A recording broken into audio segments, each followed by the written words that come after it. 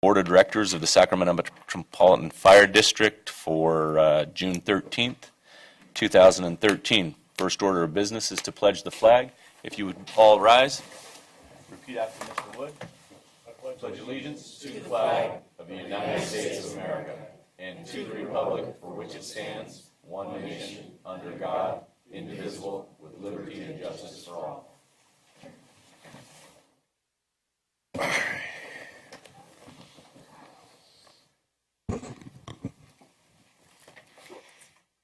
All right, we have a Metro Cable announcement. The open session meeting is videotaped for Cablecast on Metro Cable 14th. Replay on Saturday, June 15th, 2013 at 1 p.m. and Monday, June 17th, 2013 at 6 p.m. on Channel 14. Webcast is www.sacmetrocable.tv.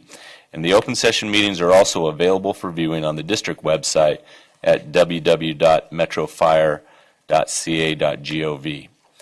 First, we have a opportunity for the public for the discussion of public interests within the district jurisdiction, including items on or not on the agenda.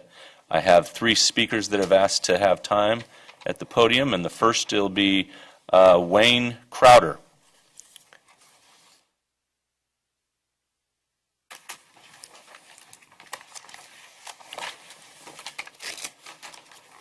Good evening, Mr. Crowder. Good evening, and thank you very much for your time. I appreciate all the work you're doing, and finance is just a masterful thing. Thank you. A lot of work. The item that I had done, I had prepared a memo. It's in your packets. Basically, a lot has happened since I dropped that off today. Chief, thank you for addressing most of those issues. They're going to be handled in the most positive manner. But I definitely want to put a kudo out to the ambulance 105 and fire truck 101. Because last year, they basically found me by the road dead. And then they revived me again in transport. And because of the front end of your operation, that's the reason I'm standing here. The back end was a screw up in billing and invoicing. And one of the things that I recommend in the bottom of my letter is some things you may want to consider, and I discuss these with the chief, that is to have an independent audit done of current billing, invoicing, and collection practices. I took a heavy hit because I didn't receive an invoice or a billing, and we don't know the reasons for that. I was just set to collection. And numbers are in the packet showing for how much I dropped in my credit rating scores. But those are being addressed and corrected. The thing I would ask you to do is to evaluate the policy of collections that are being done by the backside of the operation, because where it's HIPAA rules or these restrictive rules of health information, maybe there should be co-sponsoring some legislation to make certain exceptions so invoicing can be done correctly and accurately, to give you the tools to work with that you need. And that's essentially it. Of course, we have that on the horizon, Obama health care, which is going to be a substantial income source for you folks with the emergency EMTs and the degree of sophistication that your EMTs are going to have to be up to, even more so. It'd be a lot of expenditures, but a lot more income. I really encourage you to embrace that fully. The other thing I would think about is pulling it back in-house for your collections. You lose contact with your customer base, your clients in this marketplace of emergency services. And that's when you franchise it out. And I know it goes, I think 30% probably to 40%, depending on what level that you have to do. That's taken right off the top. And through some collection procedures that can be done in-house, I think a lot of this would be assisting in achieving a better financial goal and getting better recovery for the efforts that you have put out, time, machinery, and talent. And guys, I love you. Say my family loves you. So just want to see it function and the machine work a little better. It's a hell of a machine, and you guys should be very proud of it. Thank you. Mr. Crowder, as chairman of the board, I'd like to thank you for appearing before us today. You've brought some things to our attention that we're aware of, and to some extent we've had others sit before us and tell us some of the same things. We're making changes. In tonight's agenda, you will see that we are making a shift in the company that we currently bill with. And we appreciate the compliments you've paid to our district. And we're glad that you're in front of us this evening with the ability to laugh and make your feelings known. Just the one thing I would caution you is when you ask a bookkeeper what 2 plus 2 is, he'll tell you 4. When you ask an accountant what 2 plus 2 is, they'll tell you, what do you want it to be? So when you look at that, keep it in reality.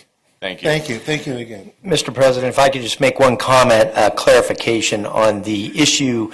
First off, I met with Mr. Crowder, and we're going to address the issues that he needed, and we can do that at our level. We have been in touch with Whitman today. The RFP for those services has gone out. Nobody has been selected on that yet. Excuse me. You have before you tonight one in regards to fire recovery fees, which is the one that went out to RFP, and you'll be awarding an RFP. And if you follow the recommendation, there will be a change in that company. But we have addressed the issues. We're going to follow up. Mr. Crowder brought up really, I think, a good idea, one that I want to look into, and maybe it's something we can handle with some volunteers, get some of the people in the community that want to do something that have retired or whatever and help out. And that's kind of on the ombudsman type thing, where we can help people who need help navigating the system a little bit, get through it. And so I think that's something that we'll take a look at and see if we can work with some sort of a seniors program or something that can come in and help us out. I know that's done in law enforcement to an extent.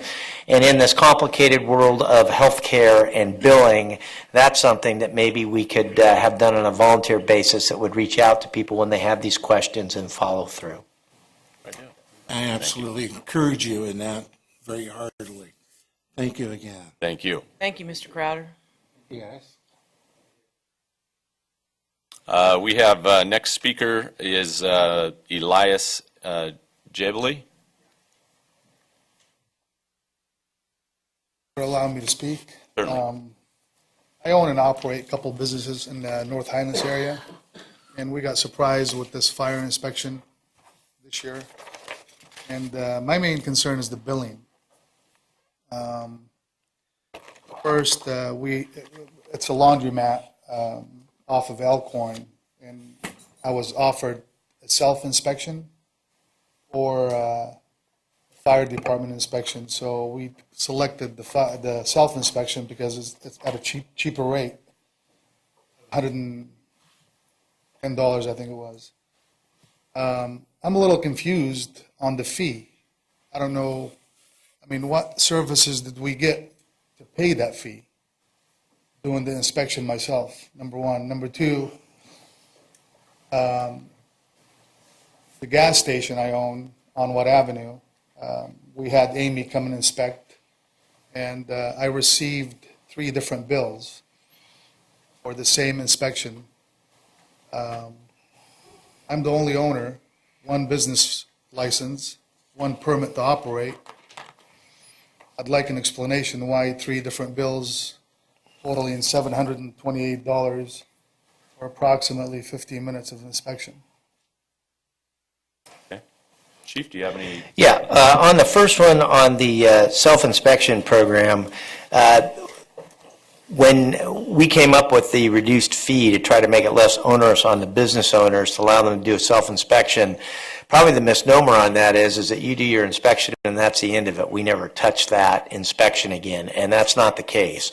We actually go back through and audit and make sure that the inspections were done. We have engine companies that will roll through on a auditing basis to make sure that what was put down on a spot checking basis was actually done.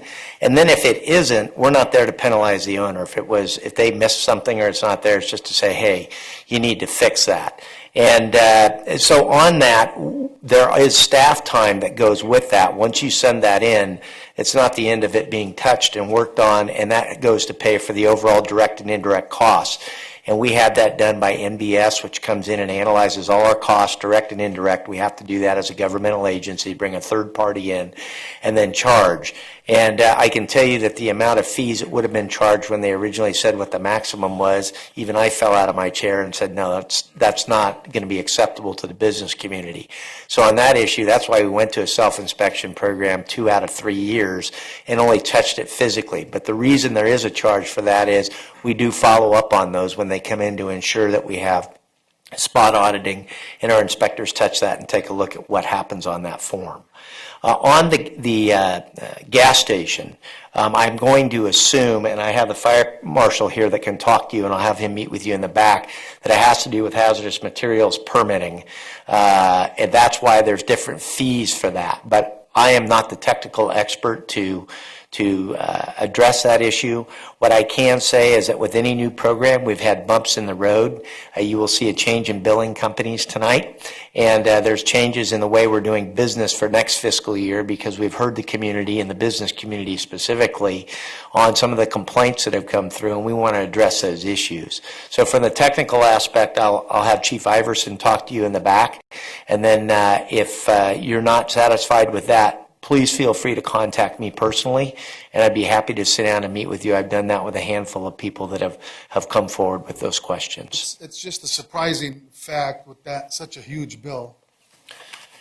Was not in the budget, and all of a sudden, Yeah, and business owner, we have to. that was part of the whole thing. We used to do inspections, and then we didn't for a period of years. Many years, yes. And exactly, and so, and then when we said, listen, we should be out doing this, and there's costs associated with it, and unfortunately, what we used to probably subsidize because times are different as far as revenue, we've lost about $26 million a year on an annualized basis. We no longer could afford to go out and do that. I'm all for the Yeah. fees, but minimum fees. Right. Somewhat acceptable instead of, I have weights and measures come out and spend 4 or 5 hours, doing the pumps and what have you, and their fee's $500 a year. Okay. But, I'm just trying to compare billions here. And then here we got, 15 minutes of an inspection, and all of a sudden I get 3 different bills of totaling $726. Well, I will have Chief Iverson talk to you in the back and address any of those questions. And again, if you need to talk further to me, please feel free to give me a call. I will be gone for the next 2 weeks on vacation, but when I'm back, I'd be happy to meet with you. All right. All right? Thank you. Thank you for coming.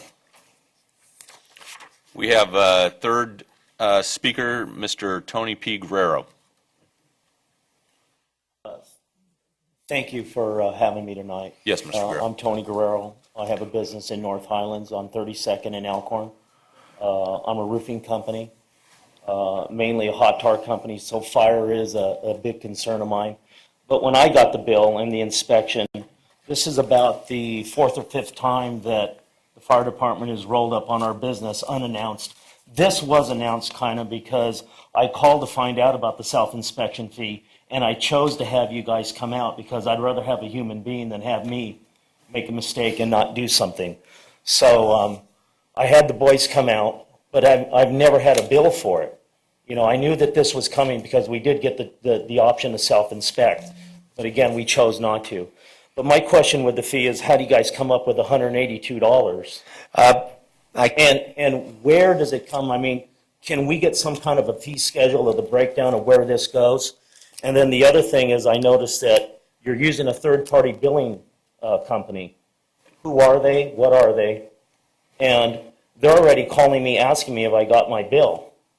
And, of course, we told them yes. But the thing is they're already, I mean, I haven't even billed them. They're already telling me that if we don't pay it, it's going to go into penalties.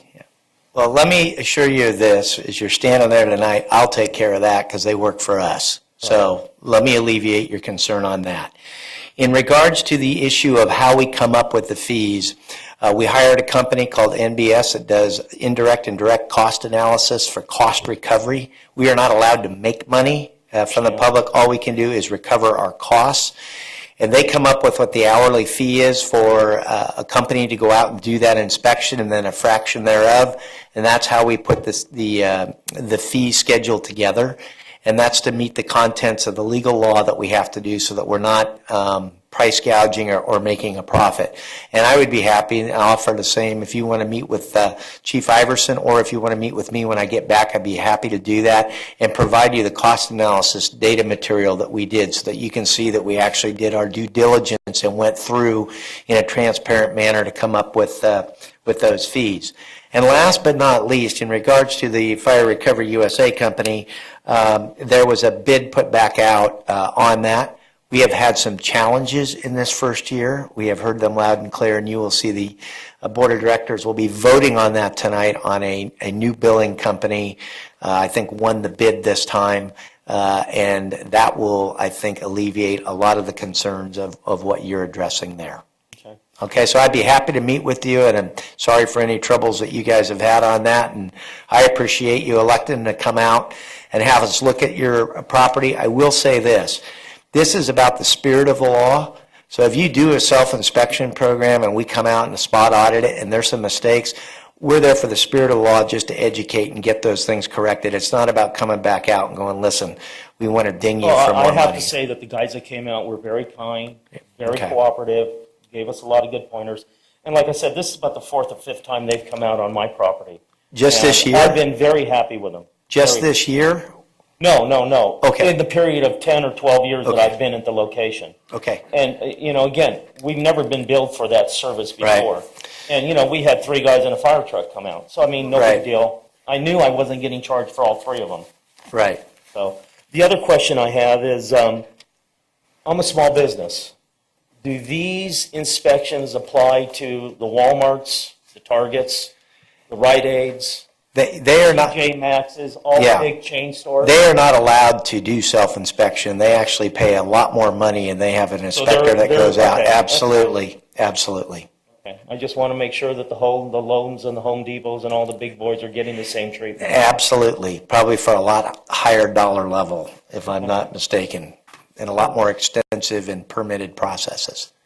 Well, I All right? appreciate it. Thank you. You bet. Thank you, sir. Thank you for being here. Thank you, Mr. Guerrero. All right, if we have no other speaker request cards, we will move the agenda. And the first item is the consent agenda. Second.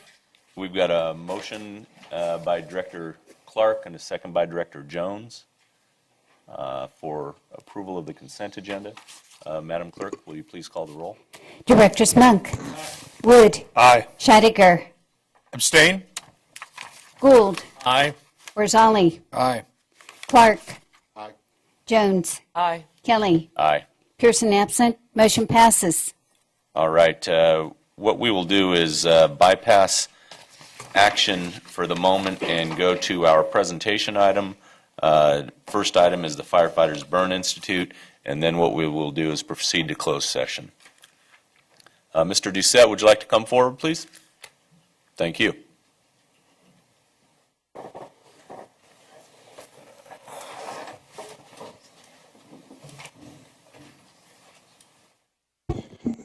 Thank you, board members, chairman, for having me today. I'm Jim Doucette. I'm the executive director of the Firefighters Burn Institute. I think most of you know who I am. We're celebrating our 40th year this year. Very proud of the work we do. But I'm here really to thank the chief and the fire department for the help and support you guys have given us over the years. Chief Hinkie, get over here. Me and him go way back, so I may give him a bad time. How are you, buddy? We started this Chief's Challenge, I believe, it says in 2008, where during our boot drive we have out at Sunrise Mall, we send an invitation out to all the fire chiefs in the area to come out, stand in the street for an hour. Whoever raises the most money gets their name put on this perpetual trophy. Every single chief on here is from Sac Metro. And that's good. The one chief that doesn't have Sac Metro after his name actually used to work for you guys, and then he went to work for Folsom Fire Department. So anyways, your staff, your fire chiefs have always done really good on our behalf in raising the most amount of money.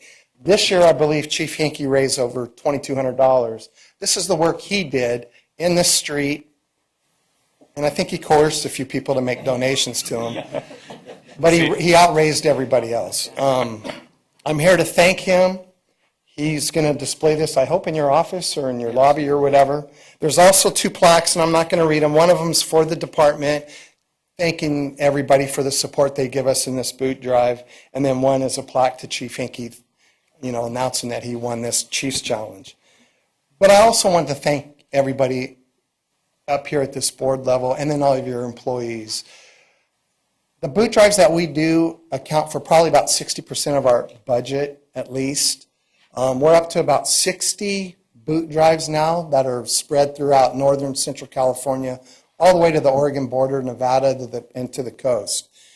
We couldn't do the work we do without the help of our firefighters that go out in the street and collect money for us. The boot drive that we've been having for well over 20 years at Sunrise Mall is our biggest boot drive. This year, I think we raised about $113,000 on that weekend. We could not do it without the support that Chief Hinkey and his firefighters give and the support you guys give us. We really, really couldn't. And if we didn't have that boot drive, we would be in dire straits. We're celebrating our 40th year, like I said. We do a lot of work with the 2 burn units in Sacramento at Shriners and at UC Davis. And I couldn't be more prouder of my organization. But more than anything, I just wanted to come tonight and recognize Chief Hinkey for the work he did and the support he gives his staff to take care of us when we need it. And we couldn't do it without him. So thank you, guys. Thank you, Chief Hinkey. I appreciate it. I will just say I didn't raise that money fairly out in the street because I'm really ugly and they wouldn't give me that money. It was really my staff. Their arms are still sore. Yeah, under the blackmail thing, and some of the board of directors as well that contribute, and we do that pre-stuffing. And when the other chiefs learn that, then you guys will raise a heck of a lot more money than that. So I say thank you to the staff and the board and everybody that donated. Thank you, Jim. Thank you, guys. And thank you so much. stand for a picture. Excellent.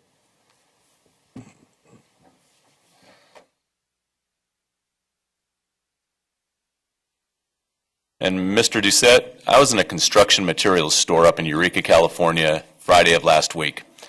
Gentleman had his Firefighters Burn Institute shirt on. I happened to have my T-shirt on, and the guy just glowed. He was a patient back in '08, and he was aware of all the events that you've still got coming up. He talked about the gala and things like that. He's not able to get to all of them, but you know what? It was the gentleman just glowed when he talked about the organization. There's a lot going on with us right now. The gala, by the way, you guys are all invited.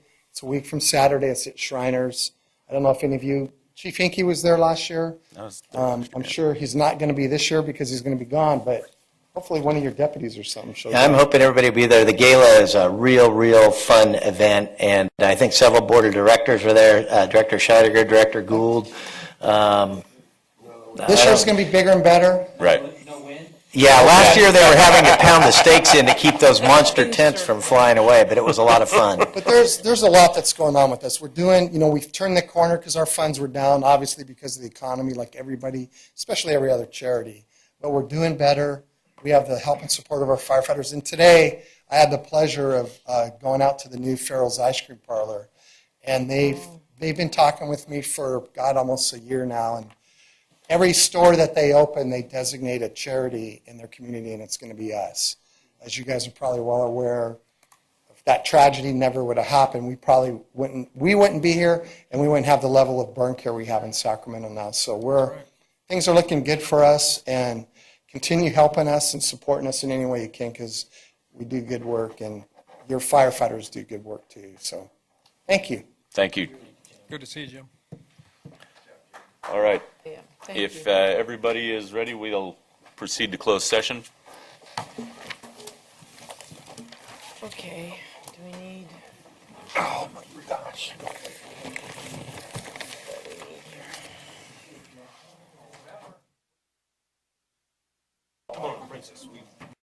And we will resume our regular meeting. And would you like to report out on our closed session at this time? Yes, thank you, Director Mr. Kelly. The board met in closed session with respect to a number of items. The first was Glenn Hustis in the Sacramento Metropolitan Fire District to consider and discuss the application for industrial disability retirement. No action was taken by the board in closed session. The matter is on the agenda for tonight's open session consideration by the board. The board also met in closed session with respect to the workers' compensation claim of employee Bruce Thomas in the Sacramento Metropolitan Fire District. By a vote of 7-0, with Director Pearson absent and Director Scheidegger abstaining, the board voted to approve the settlement of said workers' compensation claim.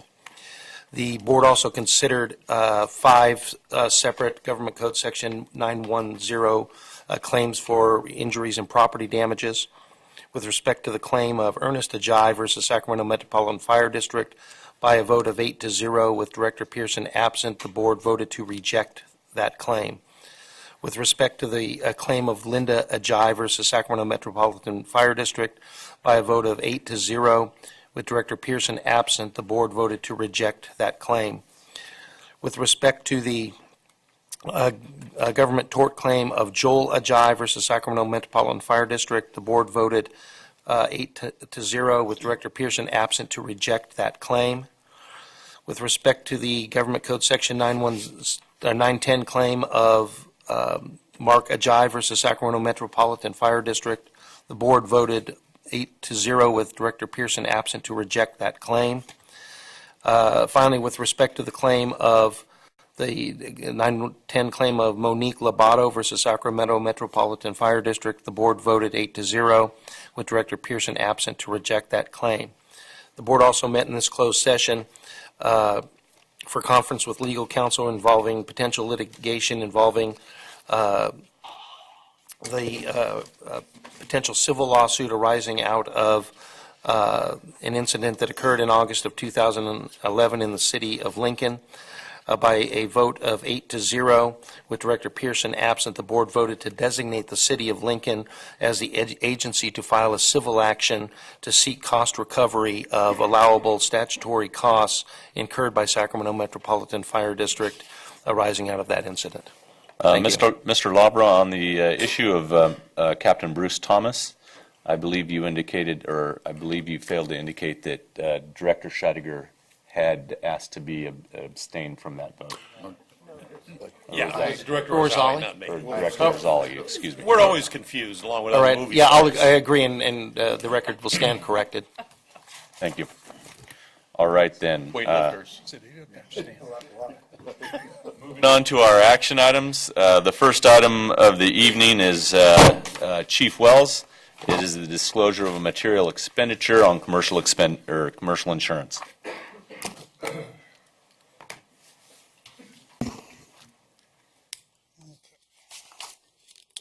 Good evening, Directors.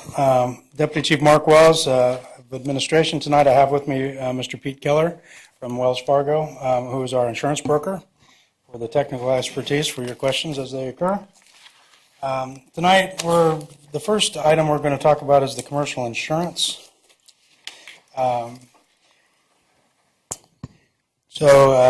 Basically, the disclosure of material expenditures to purchase commercial insurance for the fiscal year ending June 30th, 2014. The staff will be expending the funds in excess of what our formal purchasing policy threshold of $35,000. Therefore, we're asking tonight that the expenditure will be payable to Special District Risk Management Authority, SDRMA, pursuant to the resolution number 57-07 and the JPA agreement in the amount of $396,003.96. And for discussion purposes, the The commercial insurance package incorporates the following areas of coverage. It's the property, automobile, and general liability.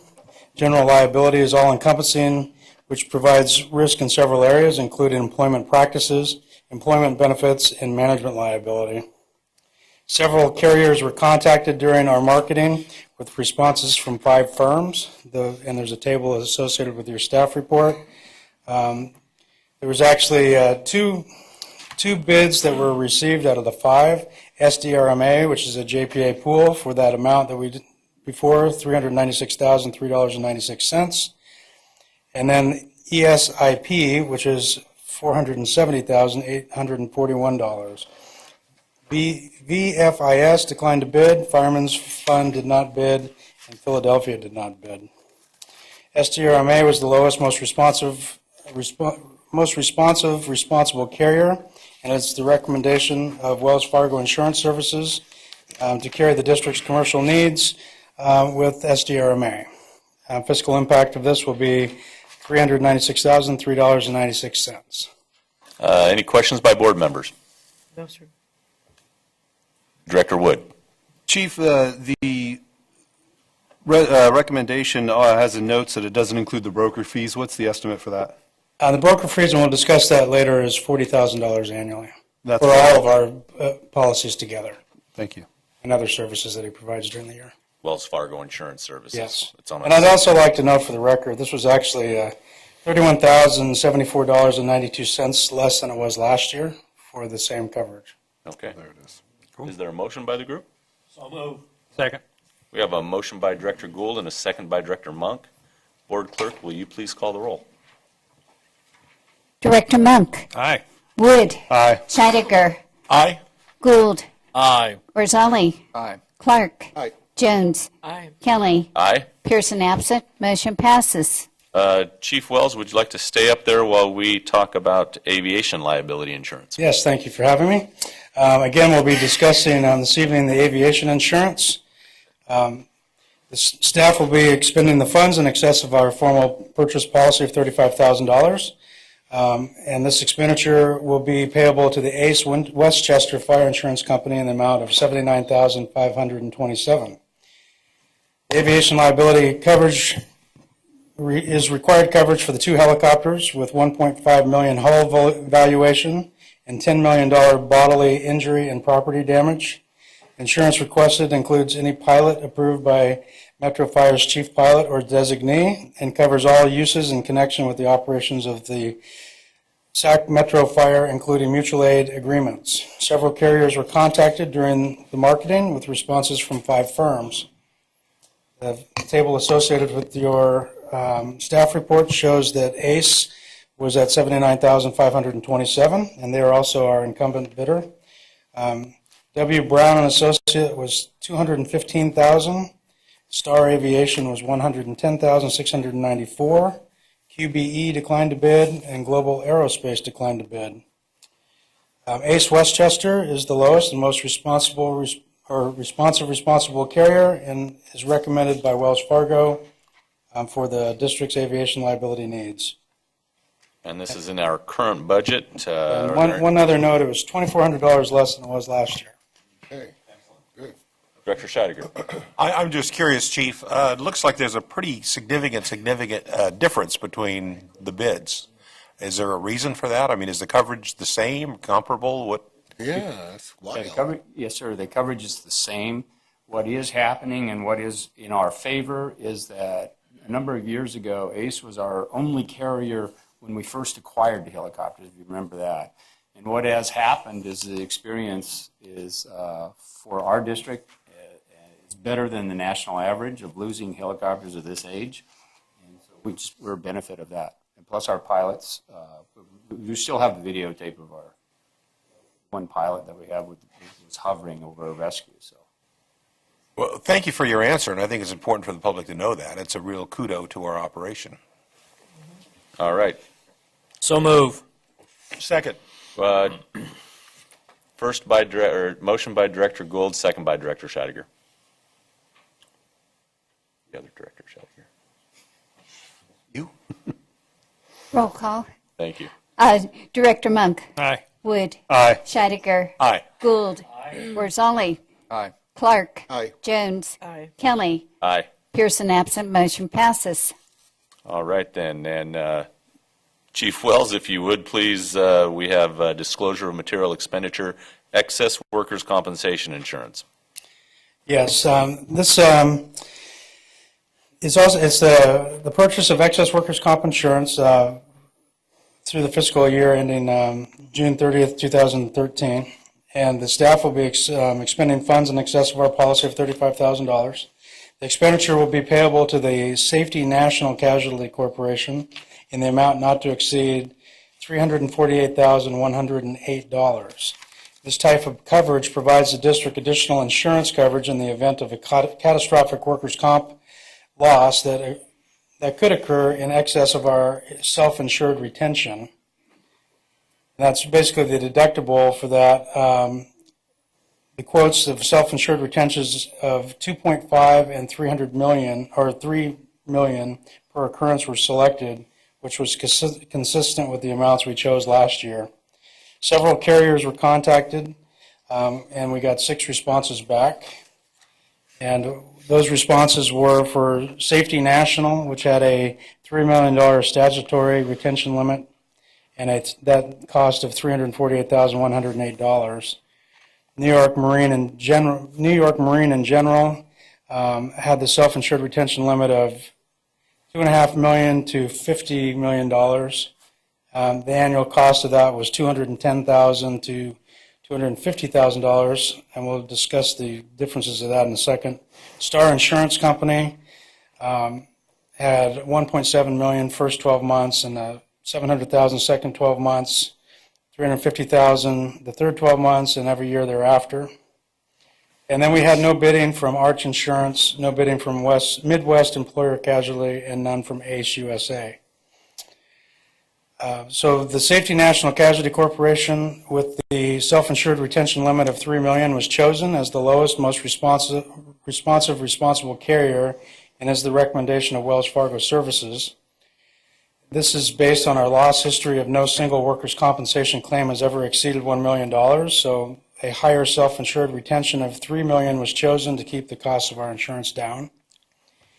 Safety's quote that included statutory limits is the best policy an agency could secure and is therefore a more desirable choice than the New York limits of $50 million. Safety National's quote of $348,000 is an increase of 11% from the premium amount we paid last year. It's our recommendation that we authorize the payment not to exceed $348,108 to Safety National for this excess workers' comp insurance. All right. Can you, sorry, Mr. Chair. Please. Can we get a little idea of why the cost went up by 11%? Well, I'll let Mr. Keller speak to that, but a statistical average, it always goes up about that amount, but I'll let him explain why. Our excess workers' comp insurance has been trending about 11% annually. Each year it trends up. I'm not sure exactly the specific number. Unlike other insurances that we've approved tonight where our trending is going down, this one trends up. Mr. Keller? Yes, sir, it did. And the underlying underwriting issues for this are obviously the medical cost is driven by medical costs. We have a high catastrophe exposure between our aircraft and just firefighting exposures. We have our presumptives have been increasing, so more of those things are becoming part of the work comp scenario. Our med legal expenses, which are expenses that are relating to issues like disagreements with treatment and internal reviews, lawyer expenses that we have with the other guys. And then our hospital costs have been going up. In addition to the doctor costs and the medical procedures, the hospital costs have all been going. So those 5 things are the factors that are driving the cost. Like medical is driving this one, yeah. Director Wood. Does the district have an experience modification? No, sir, not as a self-insured.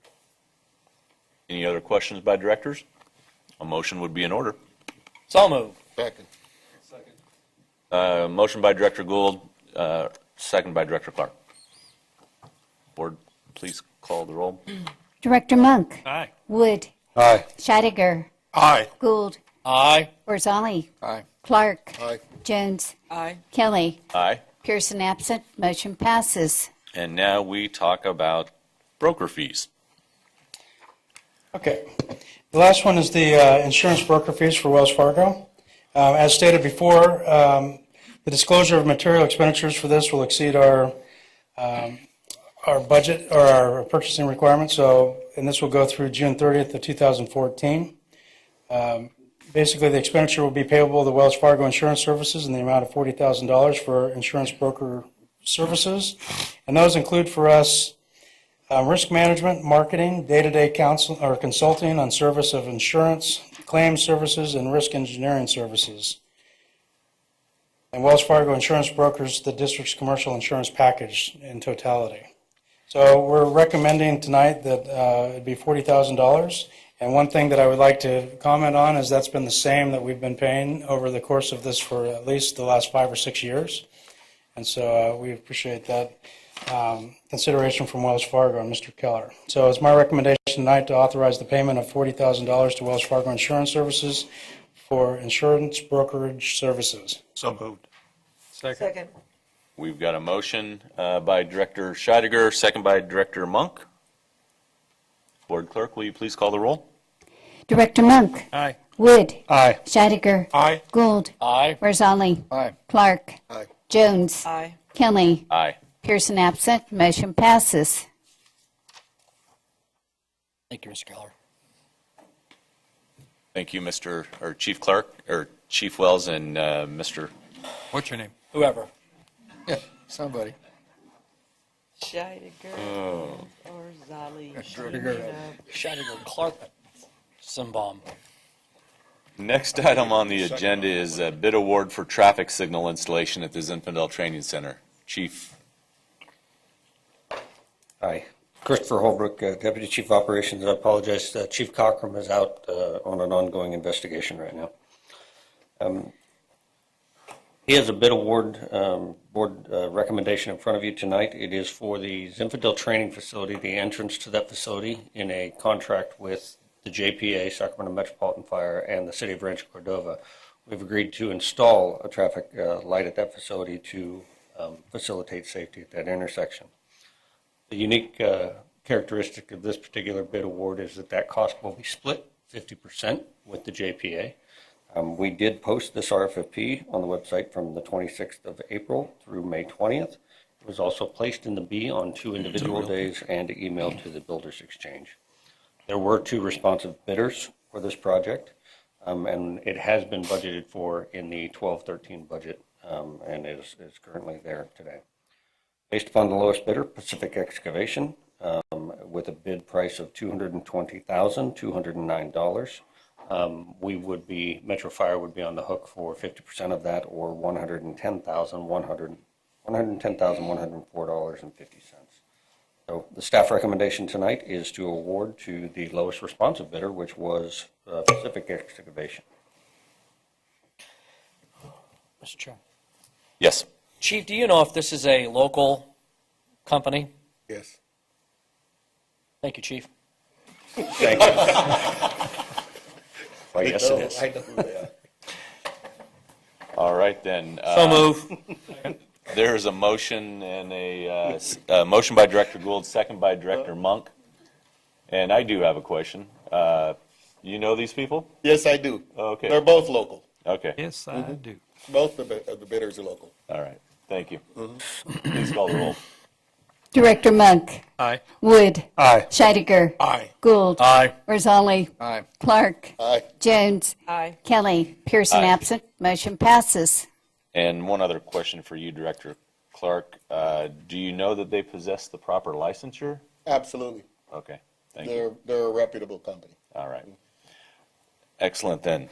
Next item of business is the bid award for the Fire Station 50 roof. Director Chief Holbrook. Thank you. The Station 50 roof was actually scheduled to be replaced in the 12-13 budget some time ago. However, before that construction project could take place, we had a glue lamb separate in the apparatus room, which did completely affect the structural integrity of the entire building. the necessity of replacing those glue lambs and fixing that problem shoved the roof project off in the calendar. It is now, the glue lamps have been replaced, the structural integrity has been restored. It is now time to bring that roof project back forward while we have during the dry season. Unfortunately, due to the time constraints, we are going to shove the money that was in the 12-13 into the 13-14 budget and take care of it immediately with your approval. We did post this RFP on our website from May 6th to June 3rd. It was also posted in the Be on 2 individual days and emailed to the Builders Exchange. On May the 20th, the job walk was conducted, and it was attended by 8 firms. 3 lowest bidders are listed for you. I'm sorry, we had 3 responsive bidders. They are all listed for you here. The lowest responsible bidder was MCM Roofing at $82,950. And as I explained, we will shove this into the 13-14 budget year. Staff recommends approval of the bid to repair the roof of Station 50. All right. So move. Second. Motion by Director Gould, or second by Director Wood. Director Monk. You can have it. Director Monk. Please call the roll, Board Clerk. Director Monk. Aye. Wood. Aye. Scheidegger. Aye. Gould. Aye. Barzali. Aye. Clark. Aye. Jones. Aye. Kelly. Aye. Pearson absent. Motion passes. All right, the next item under action items is the bid award for cost recovery services for the Community Risk Reduction Division. Chief Iverson. Good afternoon, good evening. Chief Ray Iverson, Assistant Chief with the Community Risk Reduction Division. And I'm here to present to the board a recommendation for authorization for award of a formal bid for cost recovery services. You have in your board packets that on May 7th, the district released a request for qualifications, asking companies that specialize in cost recovery services to submit qualifications. An RFQ was posted on the district website on May 7th through May 29th, 2013, and a notification was published in the Sacramento Bee on May 8th and again on May 17th. Interested parties were required to submit to the board clerk by May 28th. We had 2 responsible bidders submit sealed bids, and they were open in public forum on May 29th. The 2 companies that submitted bids were Fire Recovery USA and Whitman Enterprises, LLC. The proposed fees are listed there in your board packet for what their bids amounts were. Fire Recovery had a $16 per paid inspection, which equates to 8.75% of amount collected. With their self-inspection proposed fee was $10.50 per paid inspection, which is 11.5% of amount collected. Whitman Enterprises LLC proposed a fee of 7% for full inspection of amount collected, and a net 7% for the amount collected for self-inspections. On May 28th, a review team was convened to evaluate the proposals. Representatives from CRD, Community Risk Reduction Division, Finance, Information Technology Management Division, and Purchasing were present. There were a total of 9 evaluators that evaluated based on 10 categories: the company profile, staffing, project understanding, methodology, experience and qualifications, records management and past performance, financial information, software and hardware, and fee proposal. Each evaluator was given a value of 100 points per evaluator. With that, there's a summary breakdown on page 3 that shows what the results were. All the evaluators gave Whitman Enterprises higher total score on all categories, and the results are on page 3 for your review. Physical impact, funds for this expense has been allocated in a fiscal year 13-14 budget. Based on Whitman's charges, there is an average of 3% cost savings over our current contract with Fire Recovery. Whitman Enterprises is a local company based right here in Rancho Cordova, and with that, staff recommends that the board consider awarding the bid to Whitman Enterprises LLC. And I'd like to conclude with the CEO of Whitman Enterprises is present. Corinne Whitman Wong is here as well. All right. Mr. Shadegger, you have a question? Yes, please. Chief, I looked at the chart, the review chart, and I'm curious about, I'm not exactly sure how to interpret the experience qualifications and past performance areas. Does this company have experience in terms of community feedback, and have they done this work before, and has there been feedback on their performance and relationships with the community? Maybe I can answer that. They also happen to, they currently hold our billing for our EMS division. Okay. Okay, and realistically, out of, though we've had 2 complaints that I'm aware of over the last year. The last one was when I was on vacation, and I'm getting ready to go again. So we had the gentleman that was concerned tonight. Overall, the satisfaction has been very, very high with them, and their performance has been pretty exceptional. And on the one issue that we had about a year ago, they came here and addressed the concerns immediately and implemented new training and techniques for their people to deal with the customer service. Good. Thank you. Yes, Director Gold. Chief, do we have a policy that as we work with these vendors, these outside collection groups that we have for our various billings, do we have a certain policy in place where if it gets to a certain point, it kicks it out of their group and it comes back over to this organization to make some kind of a command decision? So, for instance, in a case we had before, it got to a certain point and it was still within a collection group and Metro wasn't necessarily involved. And that gets us these, attendees tonight and in other cases. I'm just wondering if we can put something together that says, do this, do this, do this. If you haven't had resolution with our citizens, now you have to engage a representative from Metro to make a decision on behalf of Metro for that citizen. As you heard tonight, they are asking, bring it back in-house. Of course, we can look at that and say it'd be a lot more costly potentially to do those things. But it seems to me like we can meet in the middle and say, we're going to let our collection groups do up to this point. Then it's going to come back to Metro to make a command decision, which I know you've done in the past, Chief. Let me tell you why I think that would be a challenge. We run about 50 to 60,000 transports a year. And you probably have a high amount of uncollectibles, and I would not have the staff, if they hit a certain point, to send it back to our EMS division, which is already overdone. I think it'd cause a collapse on the staff to be able to even spend the time to look at them and make those determinations at that point. What I would say is that the amount of complaints that we get on a per capita basis, and I'll use a real-life example, in the last 12 months, just about to the day, I've had 2 people come to the board and say we've had a challenge and we were able to fix both of those issues with those individuals.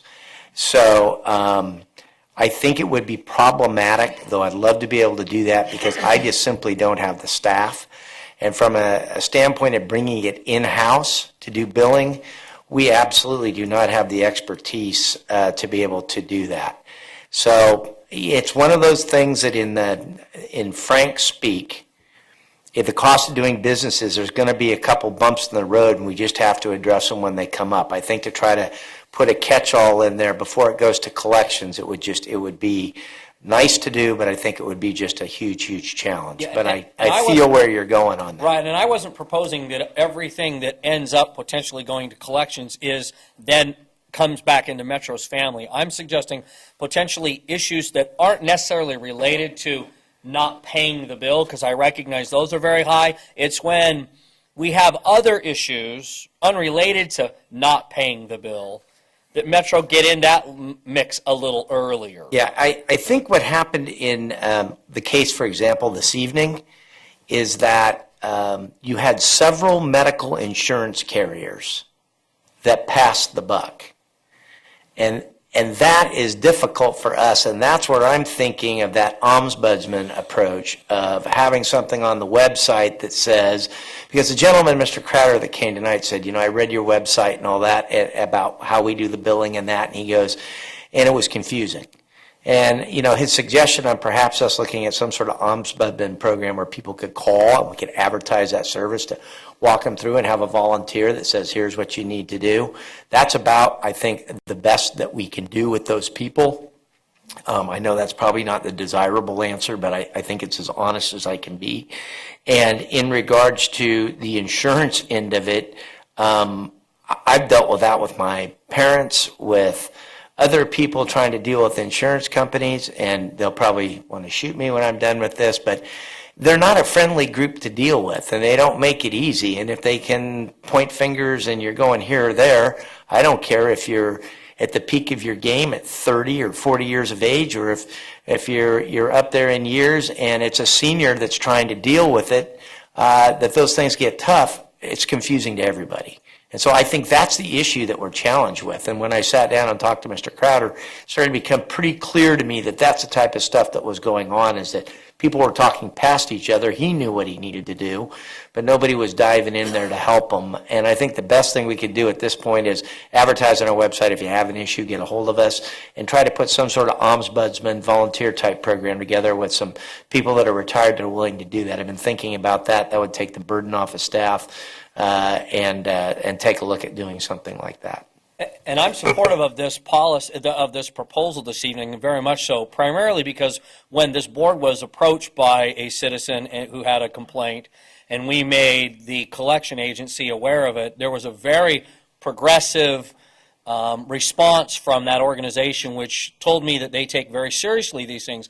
And I'm glad to hear that there was that internal training that was done, and we could report that to the community. So I'm very supportive of this proposal this evening. Was that a motion? Sure, let's make that a motion. All right. Second. Motion by Director Gould, second by Director Clark. Any further questions or comments by board members? Now, is this motion to take staff's recommendation? Yes. For billing? Okay. For Whitman. Board Clerk, will you please call the roll? Director Monk. Aye. Wood. Aye. Scheidegger. Aye. Gould. Aye. Barzali. Aye. Clark. Aye. Jones. Aye. Kelly. Aye. Pearson absent. Motion passes. Next item, who's going to handle the hot end inspection service? I will. Can't touch that. Can't we come up with a better term, Chief? I almost did it, but I'm going to hold back. Mr. President, members of the board, we have Metro Fire Copter 1, which is in need of what is called a hot end inspection. The power producing section of the turbine motor is literally completely disassembled. Every component, some components are replaced upon time, some components are replaced upon wear. Every component is examined, measured, and then obviously the reason they get so much money is to put them all back together with no components left over. Hopefully. In the mid-year budget of 12-13, we had budgeted for the hot end inspection, knowing that it was going to come due to time on that helicopter. We did submitted our request for formal bid on April the 8th. We did receive 4 bids back. The bids are listed here in front of you, with Capsco being the lowest responsible bidder. In addition, they are a company that we have used in the past. Rather than just say, due to previous history, we'd rather sole source it, we did a fair and open process so that we could examine the marketplace again. The bid for Capsco to do the hot end inspection was $84,361. I want to make something perfectly clear to the board. That is for the inspection. The service for components and anything else that is worn is above and beyond that. That is also in the 12-13 budget. So we have $169,000 in the budget for the service and the inspection together. This was for the bid for the inspection. So And does the inspection include the dismantling of it? it includes the dismantling of it, but any additional parts. Right. And This part's burned, we need a new one, right? Right. Okay. We did get that estimate back from the inspection, just so that you're fully aware, of $160,000. So we had budgeted $169,000. We're well within the budget for the year for that. So. Okay. So it is staff recommendation to approve this bid award to Capsco for the amount of $84,361. And I just Chief, I think, has a question. Yeah, I just have one comment. You noticed earlier that our aviation insurance went down because we have a better than the industry average safety record. This is exceedingly important, getting these inspections done. And I am, at this point, having numbers put together for an RFP to do an overhaul of that ship, Copter 1. If you remember, Copter 2 was done a couple years ago. Yep. And Copter 1 has been in service a lot of time on that airframe. And so I will be coming back in full disclosure probably towards the end of the first half of this fiscal year, potentially with some RFPs to say that ship needs to go in this next winter to have an overhaul done on it. I will tell you that I take that extremely serious, and it is not, in aircraft language, it is not a good idea to not maintain our maintenance, and we've done that, because when those things have problems, it's a disaster. So I'll be coming back to the board. I just kind of wanted to prepare you for that, probably mid-year, taking a look at that, and some of this work that's being done is actually dropping that estimate probably down as we go. Thank you. Okay. Director Rosali, you have a question? Less a question than a comment perhaps, but Chief, to your point about the report that is coming forward, it might be propitious for us to look at an overall review of the helicopter program. This has always been a controversial issue, and I think this might be an opportunity for us to look at cost versus benefits. Where are we, particularly in this economy, so the public can see that this the helicopter is not something we just like flying around. Absolutely, and when we bring that RFP back, I'll make sure that that's a full comprehensive presentation on the need, and the fact of the issue is on that it's probably one of our most economic fire suppression tools that we have. I'm sure the people of South Placer were pretty happy about it today. Yes, sir. Just my guess. 328 acres. Just my guess. Yeah, I'd chime in on that. I was there for that fire, and having that helicopter stopped the advancement on that fire quite a bit, although with the winds that were there, it took off really good. But not having that helicopter would have been tragic. I just have a question, if I may. Certainly. Does DynCorp supervise any of this, or are they involved in it in any fashion? The benefit of, and the next presentation will be on DynCorp, the benefit of having DynCorp and a mechanic on site is that the oversight of those procedures that are done is better than we've ever had in the past. However, this CAPSCO, the engine is actually sent out, but we will have inspections upon that engine, daily conversations with DynCorp, our own mechanic, to make sure that things are exactly the way we want them. All right. There are opportunities, for example, our last hot end inspection, you can get a rebuilt or you can get a new part. Which one do you want? Cost benefit, risk matrix kind of stuff. And so there is a huge benefit, and that's a great question. All right. What's the board's pleasure? Move approval of staff recommendation for hot end inspection. Second. There is a motion by Director Jones and a second by Director Orzali. Madam Clerk, will you please call the roll? Directors Monk. Aye. Wood. Aye. Scheidegger. Aye. Gould. Aye. Orzali. Clark. Jones. Kelly. Aye. Pearson absent. Motion passes. Chief Holbrook, you are going to handle the aircraft support contract with DynCorp as well? Yes, Mr. President, thank you. What I have before you tonight is a staff report recommending an 18-month extension on our maintenance contract with DynCorp. DynCorp does provide the maintenance on site at Station 115 for both of our Bell helicopters. And this contract, other than, there's no material change in the contract other than some hourly rate edits that I can show you. Under this contract, DynCorp would furnish labor, materials, tools, permits, authorizations to maintain both of the helicopters. The reason that we went with the 18-month contract extension was to bring the maintenance contract in line with a budget year. Rather than splitting budget years for one contract, we decided now we'll just move it up, clean it up, make it easier for you. Rather than a 6-month extension, we had a 12-month extension option in the contract already. So that's what we're modifying, is from the 12-month all the way to the 18, just to make it clean on budget year lines. There is an overtime rate and double time rate increase this year. Not too surprising now that the economy is starting to come back. It was you'll remember the last time I brought this to you, we actually forced those rates down. This year, unfortunately, we had to incur a little bit of cost. I will tell you, the only time that we incur double time rate is on a holiday, when 4th of July, for example. Unfortunately, some of those holidays, Memorial Day, 4th of July, where we could incur double time rates, are also coincide with potential weather conditions to where we would fly both ships. If I fly both ships, I will have a mechanic on the ground. It's just the course of doing business. Last year was very temperate, not a lot of heat and things, so we minimized the amount of double overtime. Everything we do, we try to time that to match the lowest possible exposure to double overtime.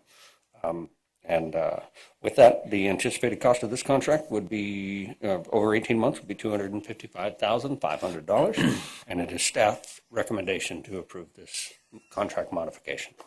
Are there questions by board directors? Comments by Chief? Chief has a Yeah, I comment. just make one comment. In regards to the hourly rate of $78.52 to work on your helicopter, take your car in to have it worked on. Plumbing. You know, I just want to put that in perspective sometimes because people, they lose sight of that. I mean, this hourly rate actually shocks me that it's stayed in that realm. So I just kind of wanted to make that point. Yes. Thank you, Mr. Chair. I know that we have also some partner agencies in the region that also enjoy aviation, and it seems we're seeing a little bit more activity with those groups as well. Has anyone started to have a conversation about potentially the benefit of having this maintenance group physically present for multiple airships? I'm just thinking, could there be a cost savings associated with having the same mechanic organization deal with multiple helicopters to drive down cost even further? Because a lot of that is where they're physically found, their equipment, their tools, the square footage, so on and so forth. And if we can start to capitalize on potentially not duplicating services by multiple vendors, potentially there's some additional savings beyond what we already enjoy, because I'm sure the sheriff and the city have to maintain airworthiness of their ships as well, and maybe there's a chance to reach out to them and say, hey, we think we've got a good deal that's keeping our airships up and driving our insurance down. Could we have a dialogue that maybe we can even get a bigger presence from Dynacorp handling multiple airships? It's just a thought, but I see more activity coming from them, and so I'm wondering if they're looking for the same service. With your permission, a short answer I can't tell you how near and dear that is to my heart. We actually, 18 months ago, maybe 24 months ago, took a presentation to the Sheriff's Department about just that. Okay. A regional approach towards everything from a public safety hangar all the way through to maintenance and types of ships. There is two problems. They're both surmountable. The first is the type of platform that you fly dictates the type of vendor you will utilize for your service. Okay. So the Sheriff's primary platform is very different than our primary platform. They do not use Dynacorp, nor would they they fly a Eurocopter. They use Eurocopter. And so you do have those differences. There are still efficiencies to be gained. At the same time, the biggest, and why I said that I really appreciate your comment, the biggest hurdle is actually political. You have folks on on the line side, if you will, the dirty people who are trying to make these things happen, force these programs together. There are electeds who may not see all the benefit of it, may not realize that the efficiencies to be gained. So that just leaves us more work to do to make it an irrefutable case as to how we can gain efficiencies in this. I genuinely appreciate your comment, but we've been at this. Well, that's too bad that it's regionalization because for a of long time. politicians that we're not being able to achieve the efficiencies, because with efficiencies comes you can put the birds in the air longer and have more effect simply because the politicians maybe get out of the way. I'd ask this board to potentially engage other politicians to say, we got to get beyond that. because we're flying very high-tech equipment. I understand the platform thing, but we've got to start seeing those utilized more efficiently. And if it's fuel or hangar space, whatever it is that you say we can enjoy, it seems like a letter from maybe the exec team or something to whomever the other politicians are, we could at least start the dialogue and get beyond some of this fiefdom that we suffer from in this region that keeps us from being able to enjoy these efficiencies and potentially getting us more airships or whatever the case may be. And it's sad that that's the reality right now. It is. It's surmountable, as I stated, but and I truly believe that that'll happen within my career. However, sometimes an idea that seed takes a little while to germinate, and trust me, we've planted the seeds. Well, I would certainly ask that if this board can be of any service, please help guide us on how we may be. Genuinely appreciate that. Thank you. Chair, I make a motion that we have extension of aircraft support services as proposed by staff. Second. We have a motion by Director Jones and a second by Director Scheidegger. Madam Clerk, will you please call the roll? Director Monk. Aye. Wood. Aye. Scheidegger. Aye. Gould. Aye. Barzali. Aye. Clark. Aye. Jones. Aye. Kelly. Aye. Pearson absent. Motion passes. All right. Next item is Chief Henke with an AFG Fire Prevention and Safety Grant Award. Oh, Mr. Davis, excuse me. Here's Larry Davis, Chief Development Officer. The development team in the Office of the Fire Chief has two items in front of you tonight. The first is an award of a fire prevention and safety grant under the Assistance to Firefighter Grant Program.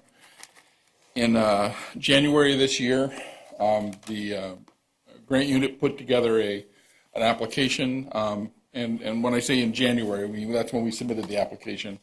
The planning cycle for this grant went out about 6 months, and we've never been successful under the Assistance to Firefighter Grant Program before. And this year we made a very concerted effort to work with the Community Risk Reduction Division and Chief Iverson's group to be successful in this program. And so we really hunkered down over a 6-month period and put together a successful application. And in April, we were awarded funded a $993,504 program for a integrated wildland fire prevention program. And this will be the planning phase and the implementation of and development of a wildfire protection program plan that will actually open up opportunities for other grants in fuel management and a number of other issues. So, like I said, I really want to acknowledge the hard work of the Community Risk Reduction Division and working with us to be successful in this. So the prevention program is almost completely funded through the grant. The total project is $993,000. This, however, has a grant with a matching component. So there is a $198,700 match requirement. So we're just asking for approval for the application and the approval of the matching amount. Approval for the application, Larry. You mean Well, to approval- receive the funds? Approval to receive the funds and to, I'm sorry. I Okay, that's misspoke. fine.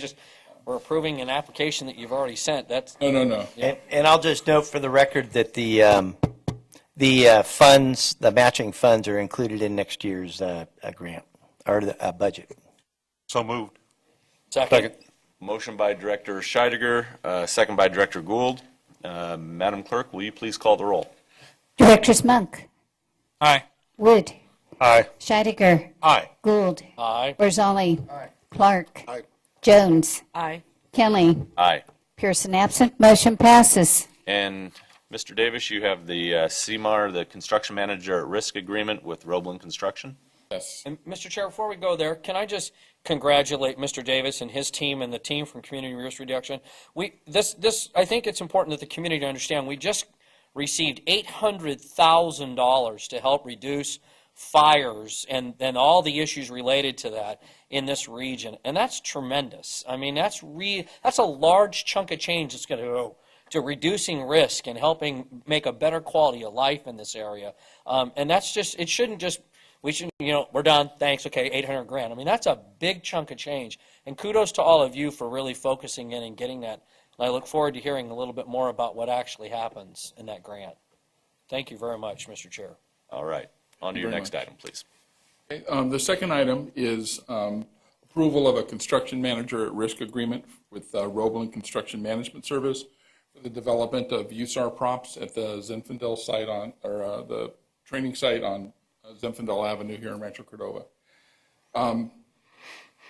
In 2008, the district purchased the 50 acres out on Zinfandel, and we've been actively trying to develop that site and get things moving out there, and we've been pretty successful in getting that done.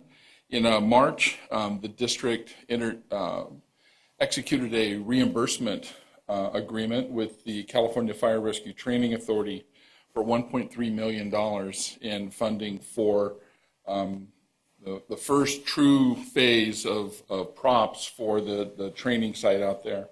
And in a minute here, we've got the fly-through, a architectural model and fly-through that I'd really like to show you, and I'll point out which props that we're talking about on this, and we'll do that in just a minute. The $1.3 million is approved and by the Fire Rescue Training Authority. We then move forward with hiring the architects, getting the architects on board, and then identifying the construction manager at risk. And in order to get a really good grasp of what all this was actually going to cost, we asked Roebling to do after we had the reimbursement agreement, we asked Roebling to do a cost estimate so that we could get firm picture of the cost. We also worked with the subject matter experts from the Fire Rescue Training Authority, all the USAR task force leaders and trainers, the folks that will actually be using these props. And I just want to give kudos again to them. They spent a lot of their time working with our architects to make sure that these are state-of-the-art. And that's a word that gets overused a lot, state-of-the-art, cutting edge. Our architect, Tommy Abercrombie, designs urban search and rescue training props all over the world. He's working. Matter of fact, we tease him because half the time we meet with him, he's Skyping in from Singapore, or we never know where Tommy is. He's all over the world doing this. And these are truly going to be, and I think the USAR teams in the state of California are going to have a great training facility on the Zinfandel site. And these are truly going to be state-of-the-art, cutting-edge props on a very unique facility. And so the subject matter experts worked with the architects, and as anybody who's ever worked with architects and like homeowners before, how you start with the preliminary design, and we enhanced and to truly get what we really needed and what they really wanted. And the cost estimate came back from Roebling a little higher. So you'll see we have $1.3 million approved in a reimbursement agreement. The estimated cost to develop the site actually is going to be $2 million. So what the item in front of you is approval to contract with Roebling. Roebling will move forward with, they've already done the pre-construction, and we're going to move forward with the rest of the design, put it out to bid, and we'll actually know what it's really going to cost when it comes back from bid. In the interval, we have identified several other sources of funding to match that the $2.1 million total cost. So by the time that we actually get out to bid and we award a contractor to move forward and get under construction, we will do one of two things. We'll either identify additional funding to meet the $2.1 million goal, or we'll scale the project back in order to keep it under the $1.3 million budget. And I can tell you that already we've identified about $1,650,000, and in talking the training JPA, we'll be able to meet the $2 million mark. by the time we're ready to go out to construction. I'm absolutely confident on that. And we're looking at coming out of the ground on this thing, I believe, sometime in August. We're trying to get, if we can get out of the ground on the construction before the rains, they can do the surface stuff and continue going. So this is going to actually come to fruition, and we will be doing a ribbon cutting and the whole 9 yards out there, kind of groundbreaking, which we never really did for the Zinfandel training site. And everything will be a pass-through agreement. So we're reimbursed by the JPA. This is not a Metro Fire dollars. There are no costs that will be borne solely by Metro Fire. Any questions? No? Seeing no questions, what's the board's pleasure? Make a motion. Make a motion to approve. Attached resolutions to amend. Oh, no, that's the next one. Yeah, I'm- Sorry. Staff recommends adopting the resolution on authorizing execution of the attached professional services agreement with Roebling Construction Management Services for the construction manager at risk services for the US and R props at Zinfandel. Right. He said. Thank you. All right. We have a second? Second. We have a motion by Director Monk and a second by Director Jones. Will you please call the roll? Director Monk. Aye. Wood. Aye. Scheidegger. Aye. Gould. Aye. Barzali. Clark. Aye. Jones. Kelly. Aye. Pearson absent. Motion passes. President Kelly, if we could, we've got about a 2-minute fly-through video. I don't think all the board of directors have seen this, of the actual training facility that's being proposed. I know that Directors Arzali and Jones saw it this year, but here it is for you. And it's good.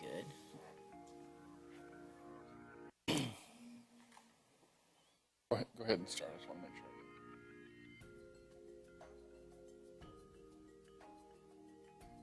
sure. But what you're seeing here, and the music's kind of muted, you can barely come through, but this is the main administration and classroom building. So the administration part is on the left.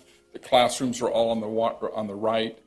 And as you come in the front door, you'll see that up on the left here, there's a control tower looking area.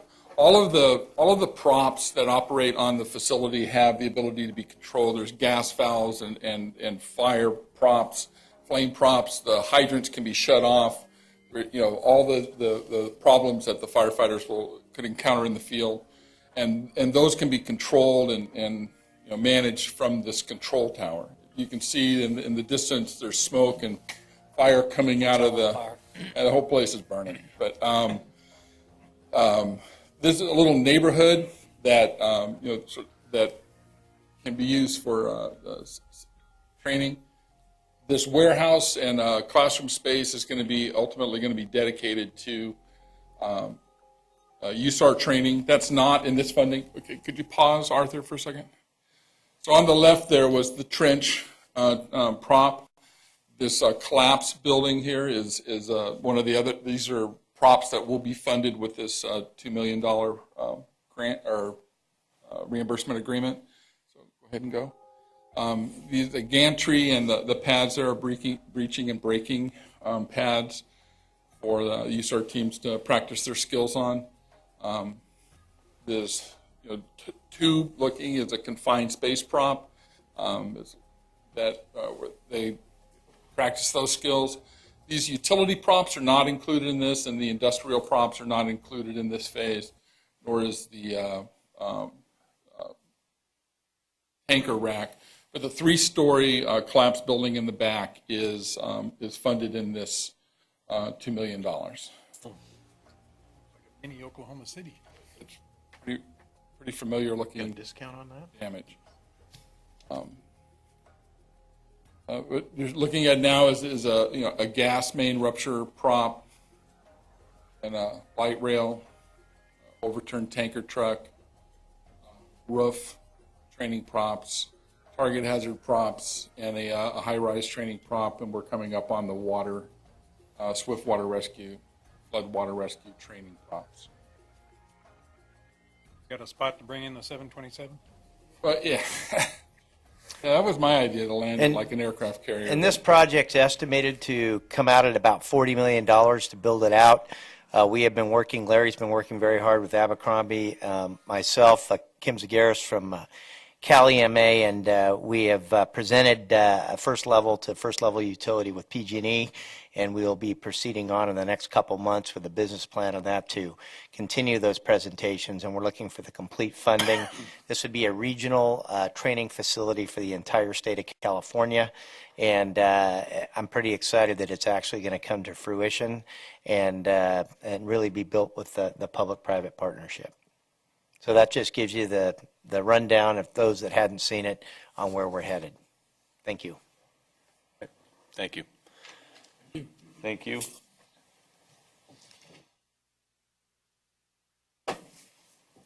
All right, then.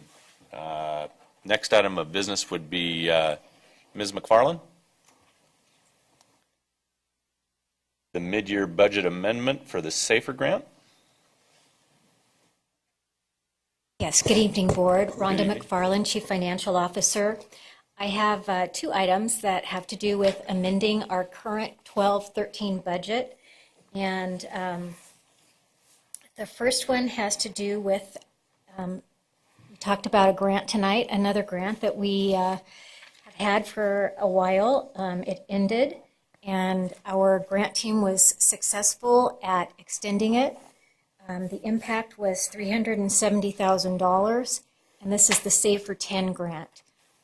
It was scheduled to end the middle of May, so when we put together the budget for 12-13, we included 1.5 months of the 24 firefighters in our general fund.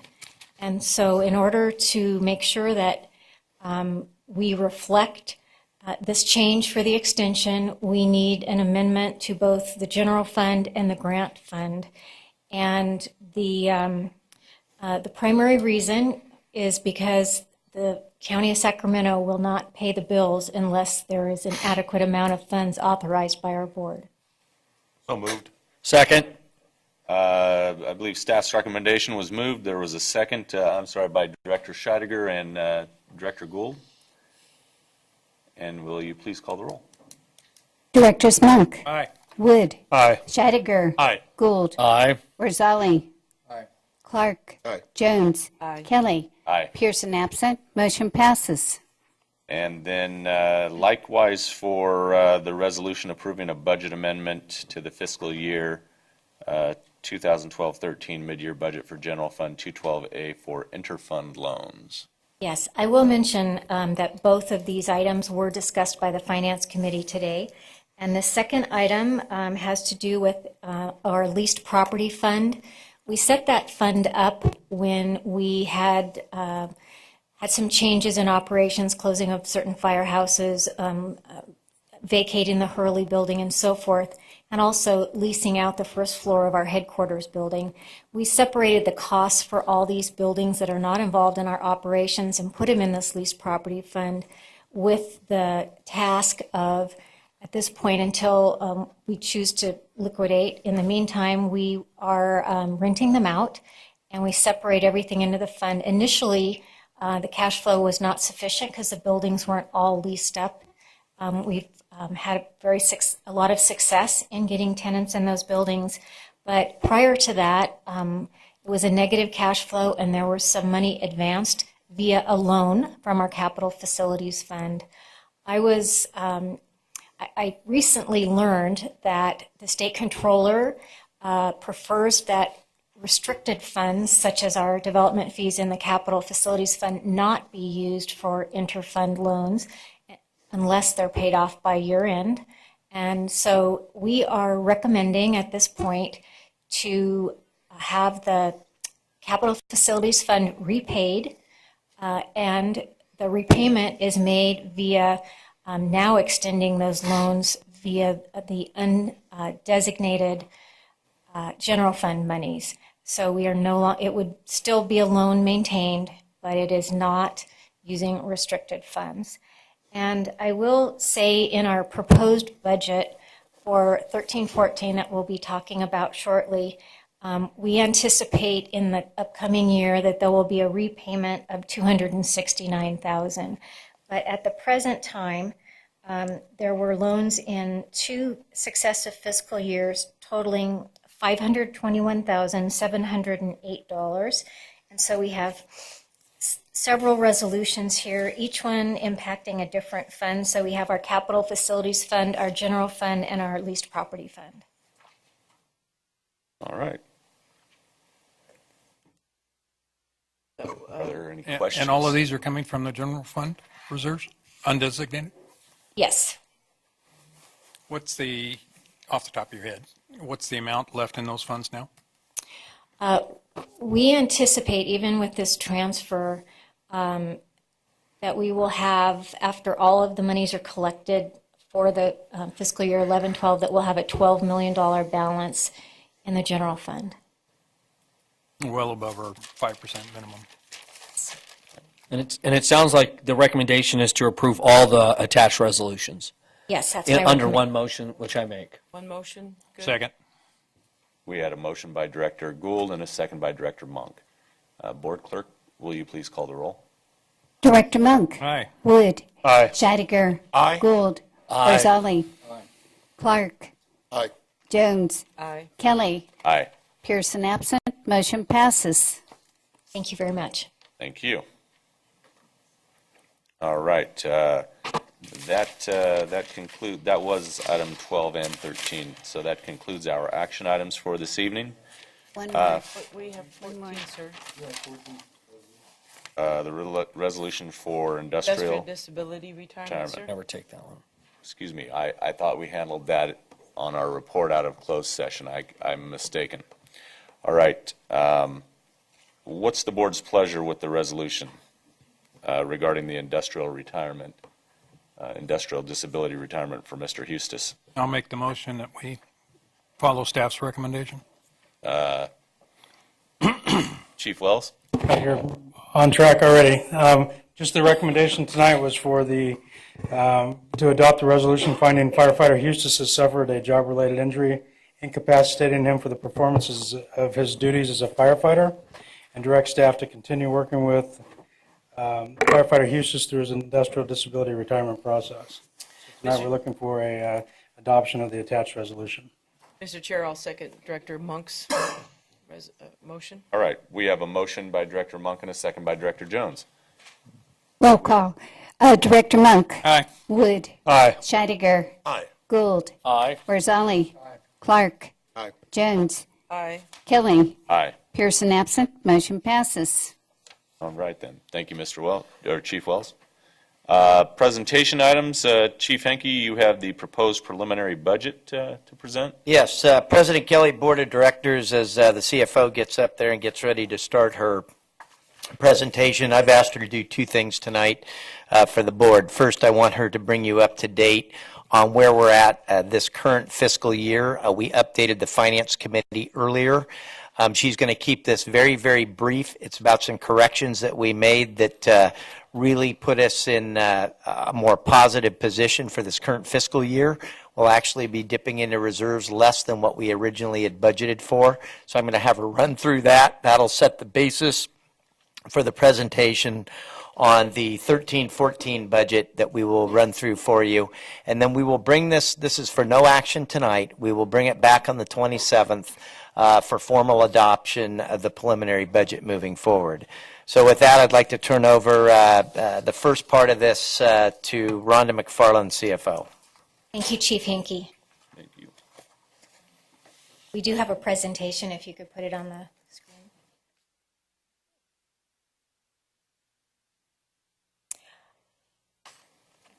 As the chief stated, we thought it would be a good starting point to say where we are on the 12-13 budget. And going into the board retreat, we believe that we would miss the mark by about $4 million. We are using the first thing I want to mention is that we do use the modified accrual accounting as per government accounting standards. And we are allowed to include anything in the current budget that's measurable and available. And per our accounting policies that we disclose in the audited financial statements, we consider the 90 days after June 30th, 2013 to be measurable and available. So if per se we earn revenue, say transporting a patient, and it's done on June 20th, and we collect the money on September 2nd, we do include it under this modified accrual approach into the prior year. And we thought it was important to kind of emphasize that to the board, because there are some major things that we anticipate coming in during that 90-day period. And all of these forecasts of where we are on the reserves, the undesignated reserves, are based on including the 90 days where appropriate. We have talked quite a bit about our community risk reduction and their inspection program, which was new this year. And we had originally planned for a $4.8 million in revenue. And based on the numbers that we have today, we are hitting 50% of that mark. So we were well aware that we were off. We've been talking about this for some time, and that's a shortfall in revenue of $2.4 million. On our GEMT money, we also have a shortfall of $4.4 million. That program, I'm sure that you'll be getting more information as time goes on, because it's quite detailed, and we did brief the Finance Committee quite a bit about that. But we do have money, we do have a portion of the money that we put in the budget that we anticipate receiving by September 30th. And so we have about $2.4 million that we believe we will receive within that period, and that is strictly for ambulance transports. And the $4.4 million that we're showing as a shortfall is coming from the transports that were related to HMOs, because there's some complications on that. And in earlier years, that was a percentage of around 35%. And recently, with the programs that the state are encouraging their participants to be in HMOs, that number has gone up to 85%. So again, we do have over $2 million that we anticipate receiving by September 30th, and we had in excess of that by $4.4 million. When we passed our mid-year budget, the good news that we had was that our property taxes came in $2 million more than we originally anticipated, even though it was a net loss of taxes. And at that time, we designated that money to go towards paying down our SCRS unfunded pension liability that was a legacy obligation from a former agency. And although it was our intention to do that, we were also aware that we were short on these revenues, and so we held that money back. So when we took that $2 million and we factored in the two revenues that we knew we were missing, and then another small amount, we ended up with that $4 million that we believed that was going to be the impact to our reserves. The good news is, after we've done a full analysis, not only do we believe that we have costs that are running under and a few revenues that are going over, that we'll be in a position to overall meet the budget and actually come in better.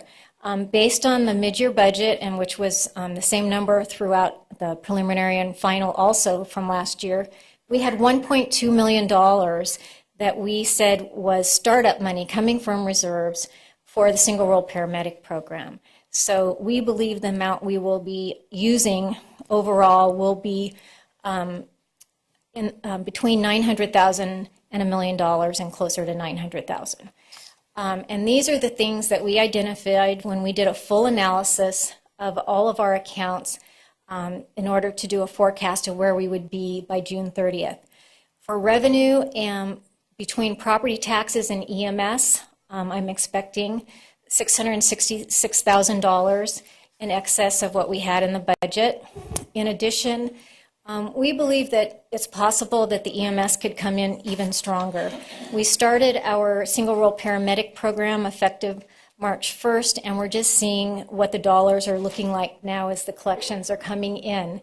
And a year ago, when we did our accounting under government rules, we did it the same way that I talked about. We took the 90 days worth of activity that pertained to the 11-12 year and put it back into that year, and then this year we'll be looking forward for any activity that occurred during this fiscal year and pulling it back into the financials. And because we've had an increase in volume and the single role paramedic program, we believe that'll be higher. And I did not include that additional amount as part of this forecast. So we could very well be in a position where we're not touching reserves at all.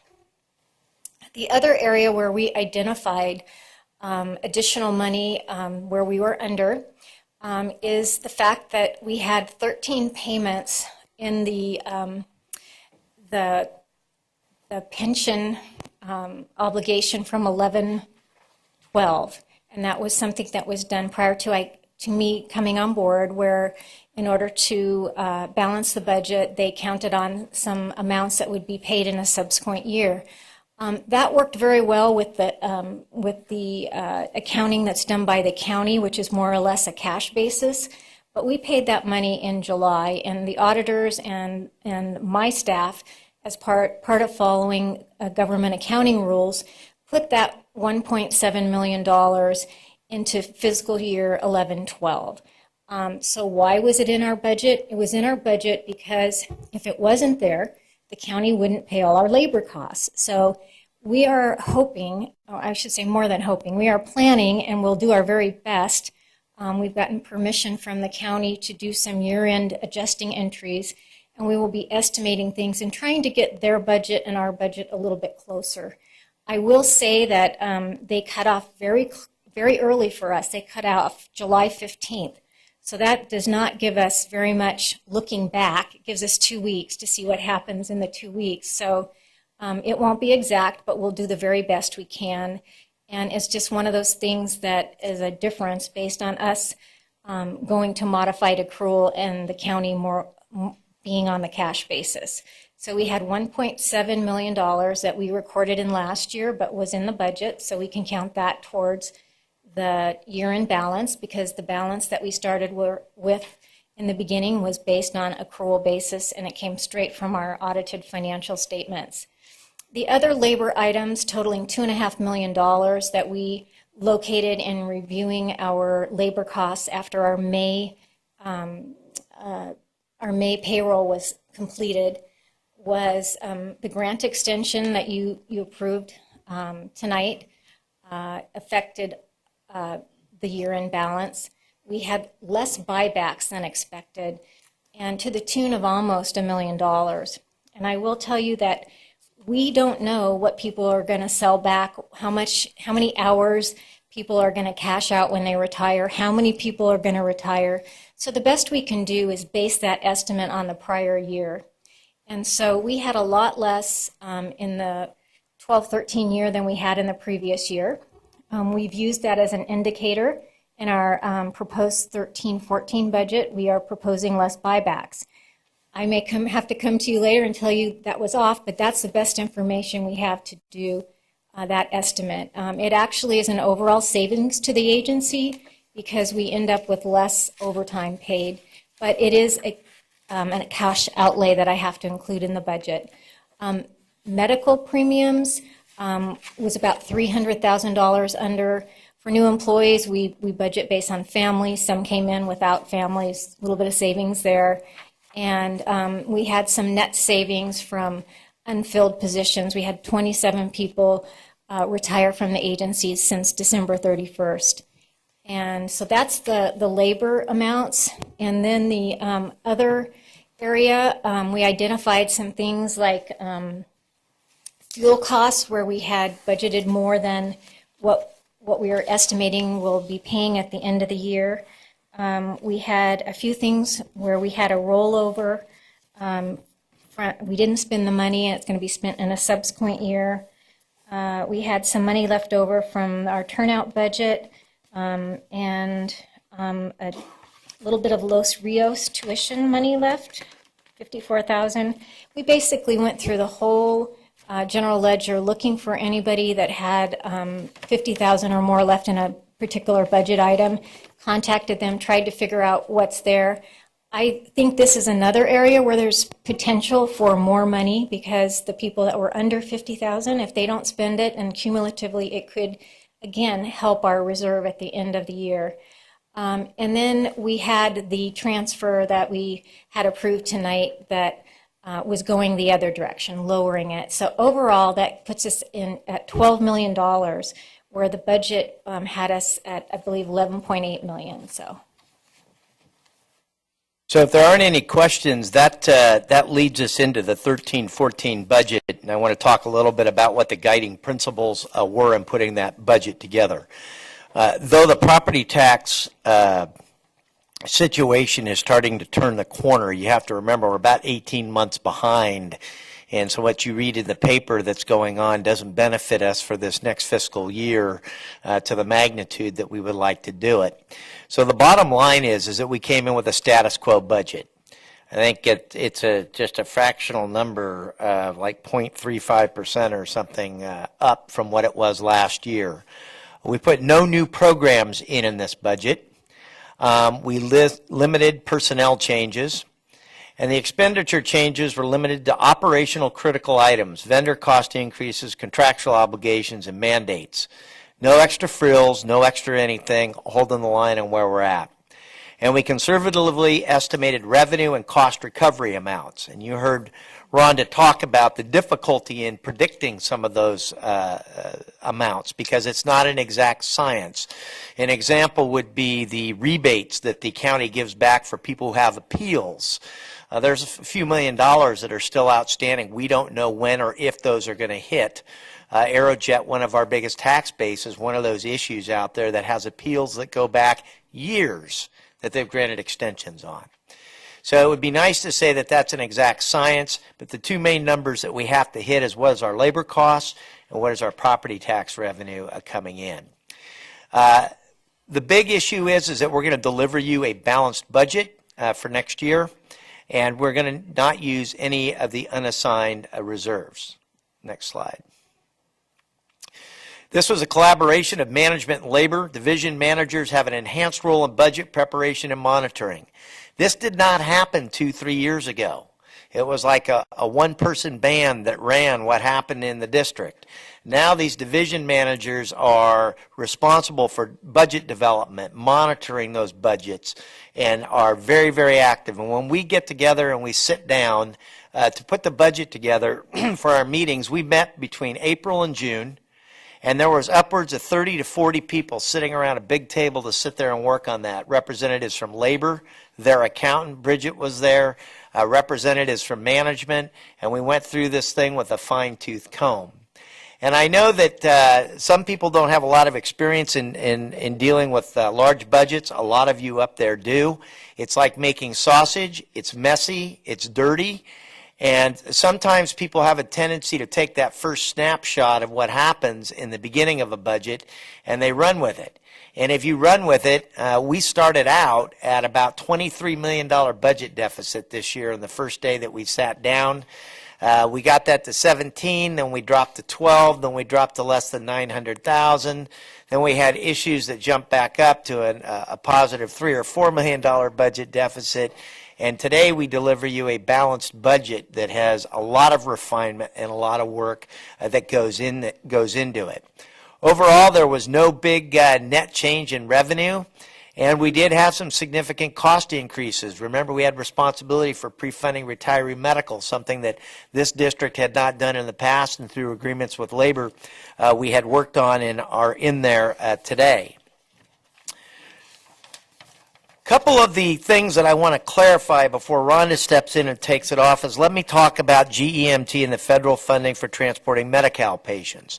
The good news is this. The federal government granted us everything that we wanted, all three categories, HMO, suppression component, and the ambulance transport. That's the good news. The challenging news is this. The ambulance transport component, excluding HMO and excluding suppression component, we expect to get in the next 60, 90 days reimbursed for that number retroactive. That is the smallest number. That comes in at about $2.6, $2.7 million in revenue. On the suppression component, which is the next biggest chunk, they have granted it to us, but we have to tweak our SPA and resubmit an amended SPA for them to approve. They've already approved the methodology according to Chief Clough.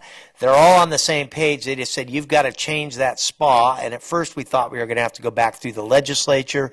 Apparently we are not going to have to do that. They can do it by an administrative change. And we expect in this next fiscal year to be reimbursed for the suppression component. But we did not put that money in this coming fiscal year's budget. If that develops, that's great.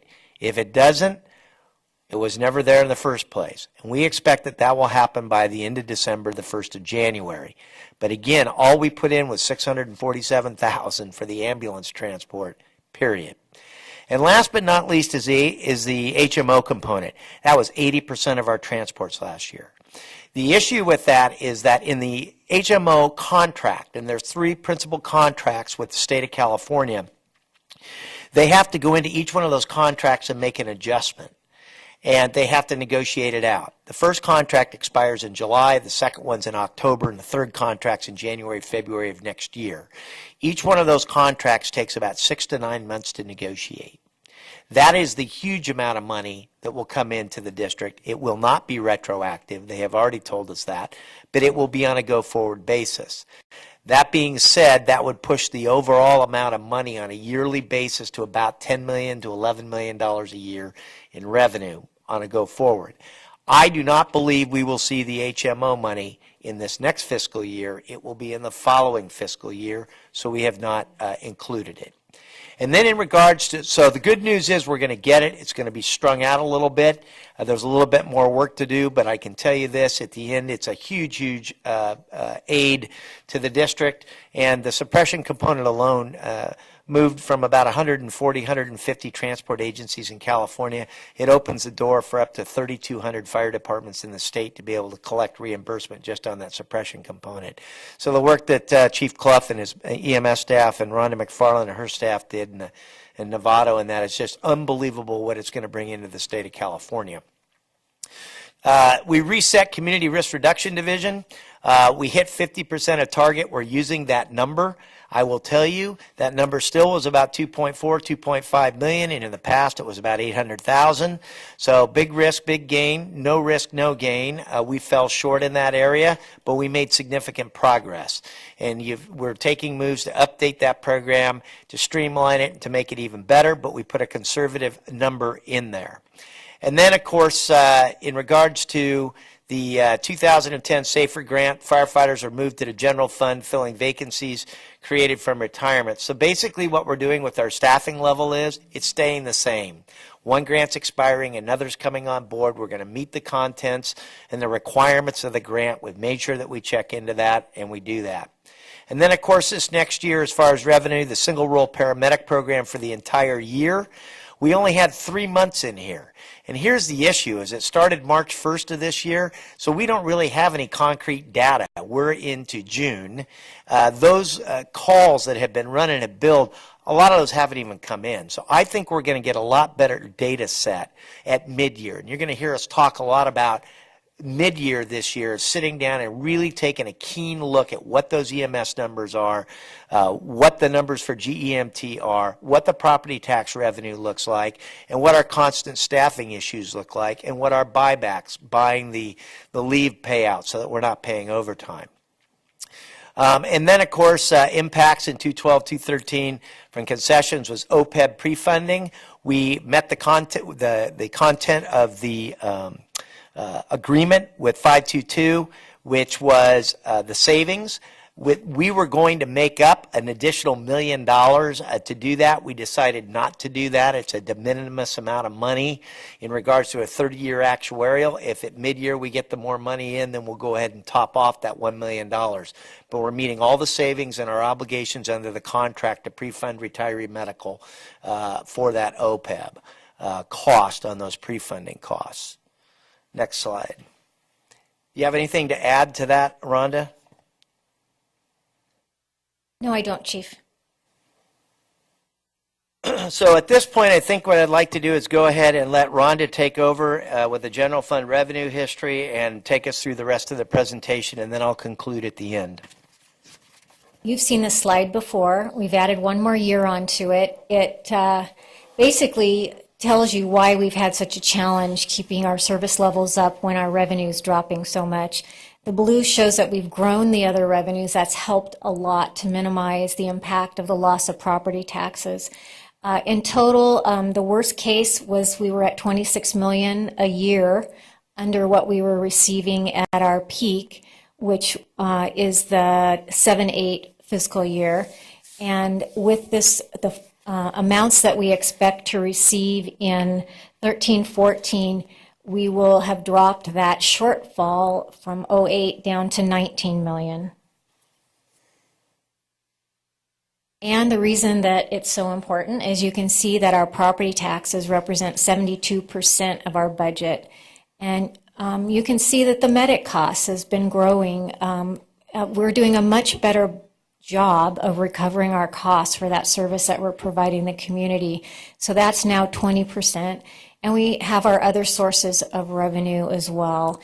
And hopefully in future years, that 0.4% that says GEMT will be a much bigger piece of the pie in the future for all the hard work that's been put into that program. In total, the revenue for 13-14, we're proposing at $152.3 million. Up 488,000. That's fairly de minimis at the size of our budget. So it basically was flat as far as revenue goes. And we have some big swings going different directions. Taxes up $4.9 million. That assumes a 1.55% increase in assessments. That's consistent with the presentation this board received from our consultant HDL. Prior year, we had factored in $2.6 million in refunds. And in some of the previous years, we had even higher amounts that actually took place. I think we have not seen any postings in the second half by the county of our property tax refunds, but at the time we did mid-year, we were at 1.7 million in refunds, and I don't believe that we're going to hit the 2.6 million. We'll see when those numbers come out. It would be a lot more helpful if we received our numbers on a current basis, but that hasn't been the case. We have factored in 800,000 in refunds. Wildcard, as Nicole Cohn shared with you and the chief just mentioned, are some of these older appeals like Aerojet that are still hanging out there. So we just made this estimate based on the best information we have at this time. And again, the 19 million is the amount we're down from the pre-recession revenue. Permit and fee cost recovery down $2.3 million. That's our community risk reduction inspection program and plan review fees. And we also removed the deployments. We had $1.9 million in deployments in the mid-year budget. We do not budget for deployments. If they happen, which we have had enough staff to be able to share our resources with others in need. If it does happen, we adjust the budget at mid-year. We end up with a little bit of revenue in excess of our expenditures, which are primarily labor costs. And so we needed to back that out in order to start the new year with a zero balance for deployments. Going on, we have medic fee revenue up $6.4 million. That's coming primarily from our new single role paramedic program being in place for all 12 months. And also we've experienced volume increases. And we've talked already about the GEMT. We have $647,000 for ambulance transportation only. Reimbursement for HMO patients and first responder engines are pending, but not, excuse me, not included in this budget. I'm showing the amounts that are different between this year and last year for GMT. So we're lowering the current billing by $2.3 million, and we're expecting no retroactive billing. So that's less $3.8 million.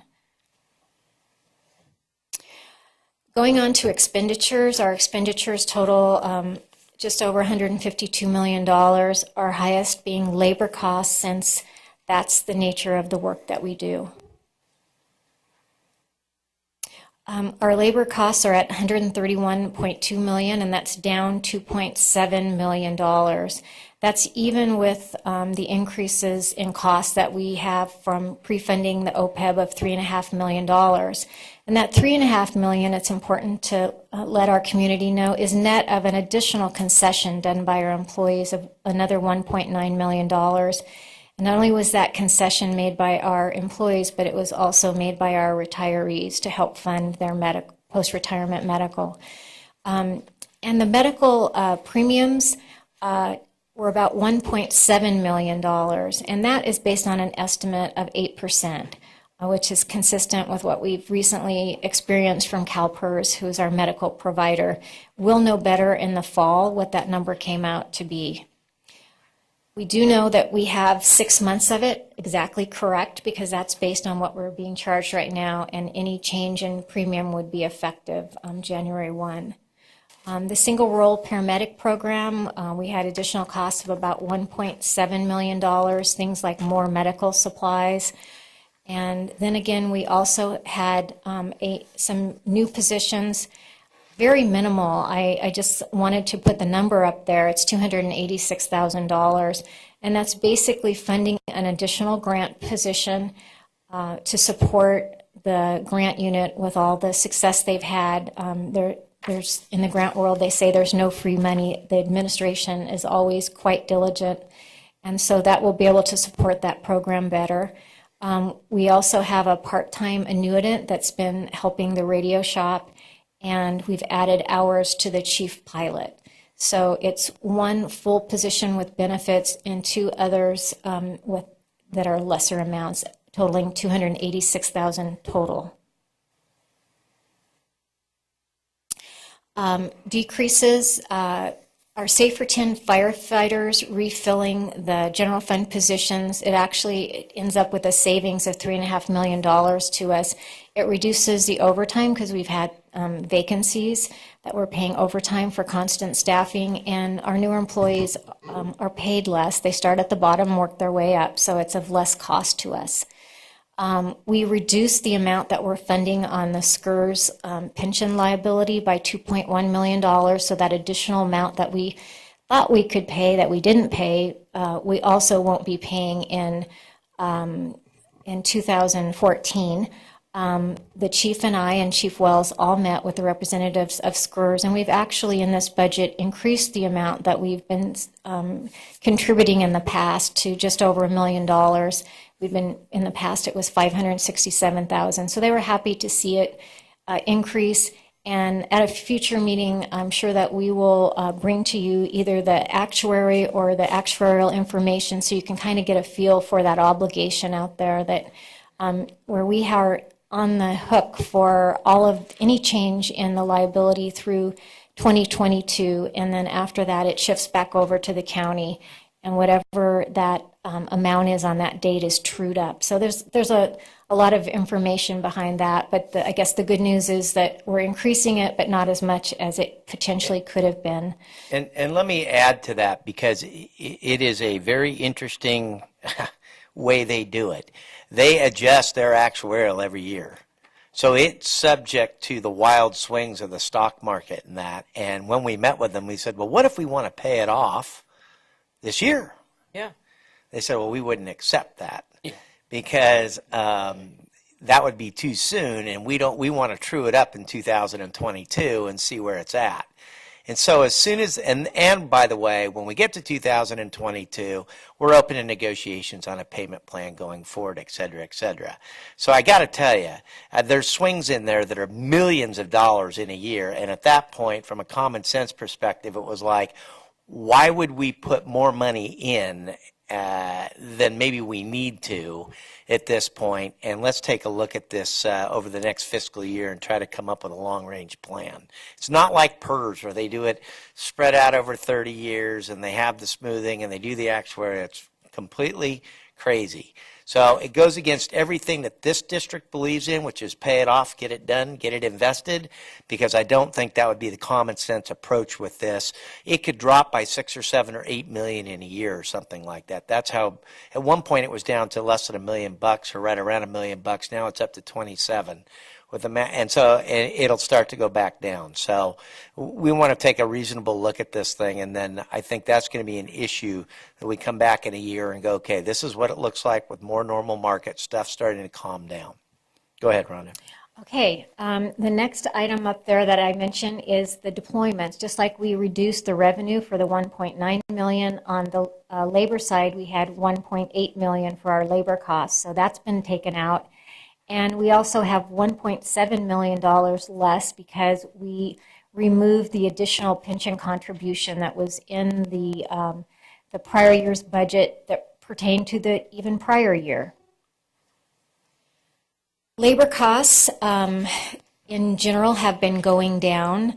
If you go back to all the way back to 08, 09, that was our highest amount, and through concessions, we've been able to keep that number in check, although there are some increases. It does reflect $11 million in savings from ongoing retiree and employee concessions. So that's $11 million per year. It's a very, very significant number. That 86% is the lowest it's been in several years.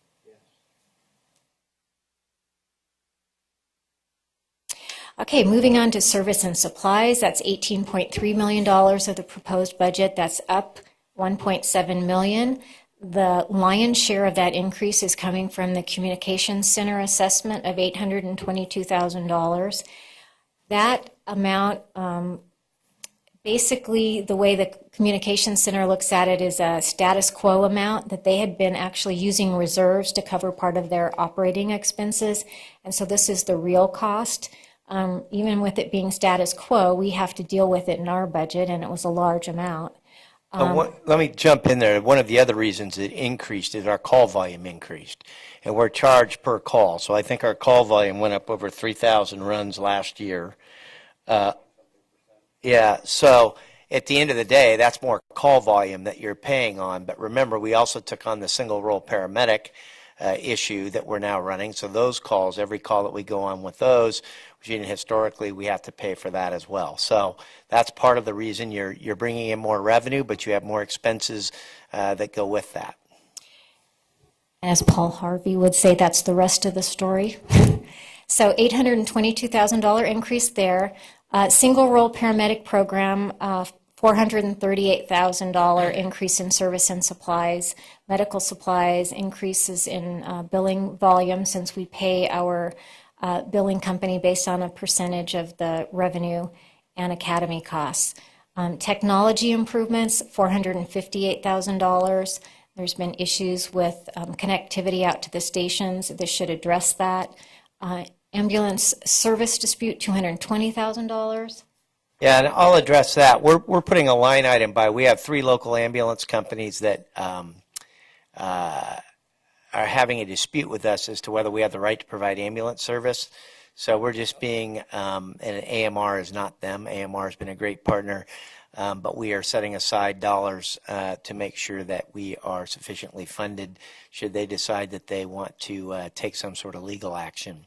And then above that, more importantly, the technology improvements. What the board should know is we just had took receipt, and Chief Wells was going over it today, of a technology analysis, outside analysis of our IT division and what we provide.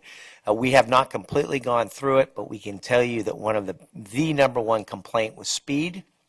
We have fire stations where I think it takes them 40 to 45 minutes to log on to their computer. That is just not acceptable, because it's 5 minutes? Yeah, 40 to 45 minutes. I'm not exaggerating. And you want to talk about a group of people that get a little hot under the collar, be a captain that wants to do a report out there.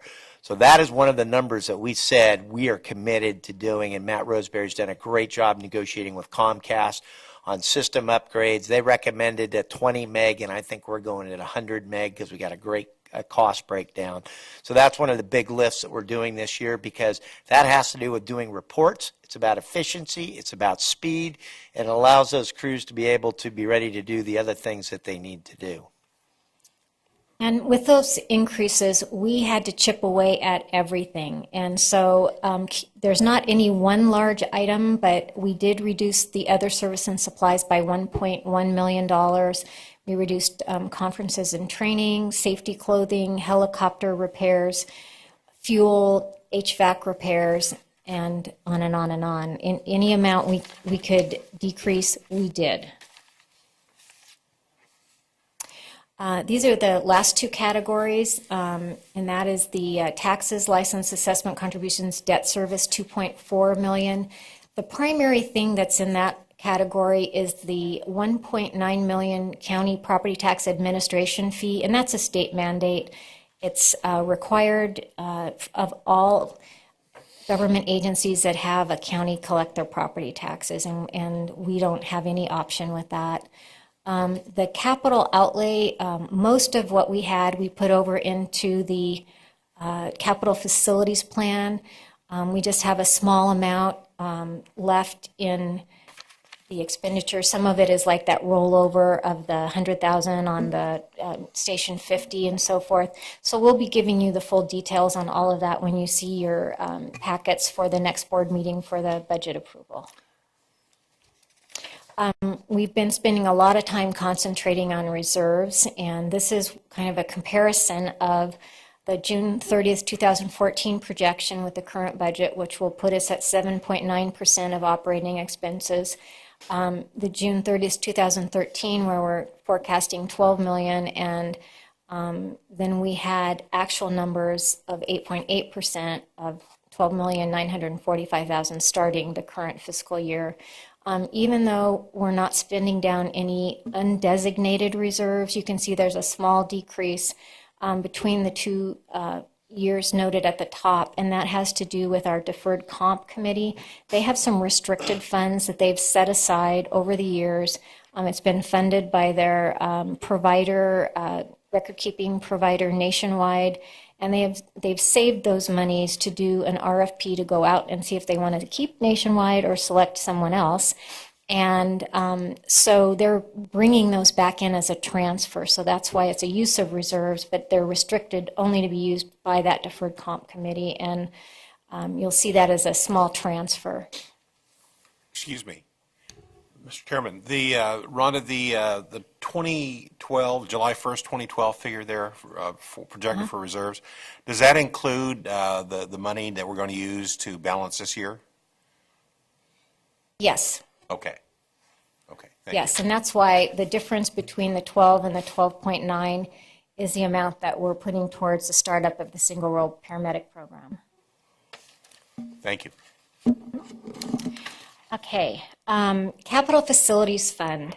I forecasted a 5% increase in development fees. We think we'll be coming in about 1.1 million this year. We budgeted 1.27 million. So it's a nominal increase in an environment where we're seeing more activity.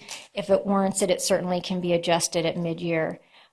We also have those pass-through items that Larry Davis talked about in the item that you approved tonight, along with the Zinfandel streetlight that was rolled over from the prior year's budget.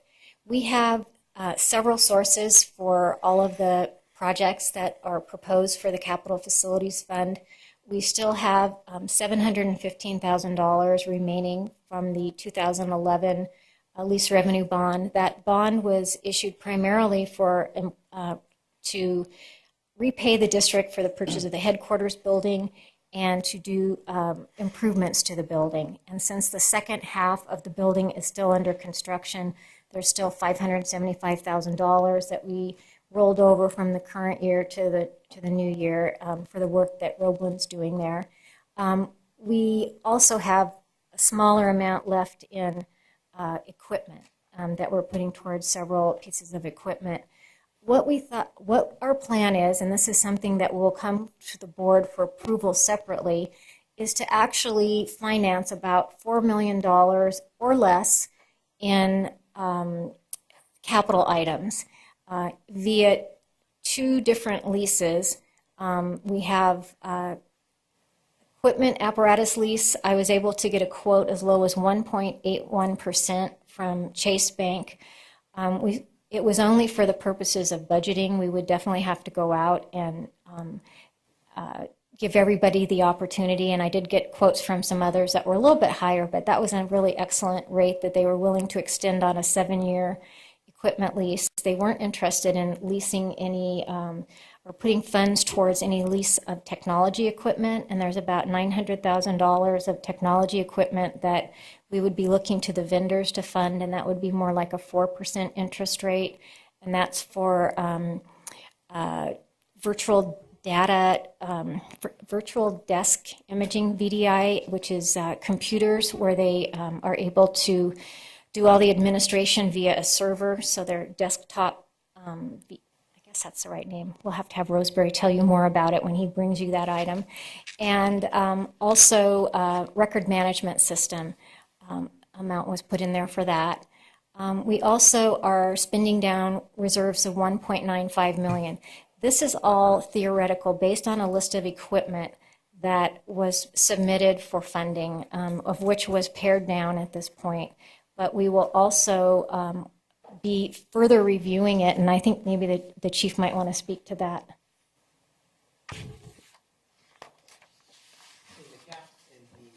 Capital reserves, I was reading ahead here. I was ahead of Rhonda. That was a bad idea. What I wanted to say, and then you correct me if I'm not hitting the point here, Rhonda, is that I wanted to make clear on the new equipment leases, we have equipment that's beyond its life cycle that we have to replace. And so the thought process was, well, we could go and take our money and spend $3 or $4 million of cash and buy it. Or when the interest rate came in on a 1.8%, it was like, you're never going to see that again. Why wouldn't we pay to lease and get the equipment that we need? So you'll see that that's in there as a placeholder. And we have a list of equipment that you're going to see that we've identified. But what I want to impart upon you is that is a proposal. So as we go forward, when you vote on the 27th, you'll have a reimbursement resolution that'll be put forward to you so that if we spend money on equipment or do that lease, we can go back and repay ourselves when we get the loan back into the reserve fund. So it's setting up for that. But I don't want the board of directors to think that we're going to go out and buy this equipment and we're not coming back to you folks and going, this is what we want to buy. This is the need and the reason we need to buy it. And this is what it's going to be used for. But we had to put a number in there. We thought it was a good management method and finance method to do that. So that's why you have that number that's up there. Is that what you were asking me, Rhonda, or was it something else? No, that's it. And I will say, I have to apologize to you, Chief, that the list did not get put into the presentation, but I do have it here in front of me, so I'm going to read to you a few of the things on there. There are a few things that this board has already approved because there's a long lag time on some of these equipment orders, and those will certainly be items that we will bring forward as financing. We have 4 new Type 2 ambulances already ordered and approved by the board in February 14th, 2013 of $400,000. We also have some grass rigs. Let's see. We have 2 new Type 4 wildland engines already approved by the board, and that's for another $400,000. And then we have some equipment that goes along with that. We also, you'll be seeing, I'm sure, well, maybe not because it's under $35,000, I believe, but the district was able to get a dozer from the state at a real bargain, and there's, we need to purchase a, what do you call it? Transport and a tractor rig. We got a CAL FIRE type D4 high track. And for $30,000, it has low hours on it because they want bigger tractors, and it's perfect for us here, and it would allow us to train. So, you know, when you're looking at a $280,000 to $300,000 rig for $30,000, it was like we couldn't pass that up. So we've got about $100,000 and something for a new tractor and trailer, and we're working on that that we would bring back to the board down the road. And we're hoping to get one for basically free from CAL FIRE, but they repurposed them. But one may pop up again after this fire season. And in addition to the 4 new ambulances that were already approved, there's a request for 4 additional ambulances. 1 new service truck for the fleet division, $95,000. one new aerial truck, 900,000. Let's see, 5 new staff SUVs, 200,000. Delivery vans for logistics, 2 of those for $100,000. Let's see, and all the equipment for all of this that goes on all of these vehicles and apparatus. Some fire tools for the new medics, and fire equipment for the new SUVs, and Knox med vaults for the new medics. And, part of them are for the 4 that have already been ordered, and part of them are for the 4 that are being proposed. And then addition, I mentioned the 2 items that are technology items. So when you receive your packet for the board approval, we'll see that that list is in there. And in addition,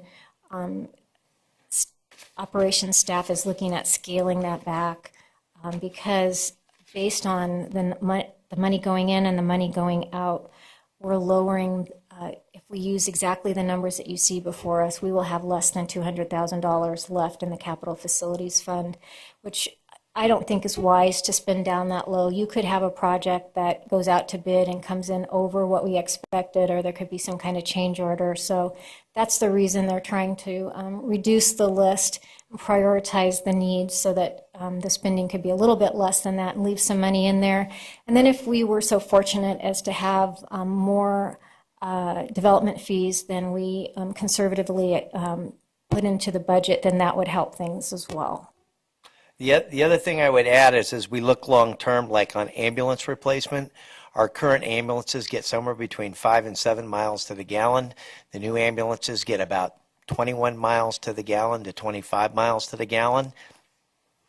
Technology. And so when you start to look at that and the amount of medical calls, the amount of miles that we put on the road, there's significant cost savings and those types of issues that we're taking a look at long term. So we'll be bringing those things back to you. And last but not least, on the capital facilities and the amount of development fees coming in, as I had mentioned before, we're looking long term. We received the first report back from Citygate on the development that's going to go out east of Rancho Cordova. I think it identifies 12 fire stations. Mm-hmm. And that's also the Natomas area included, correct?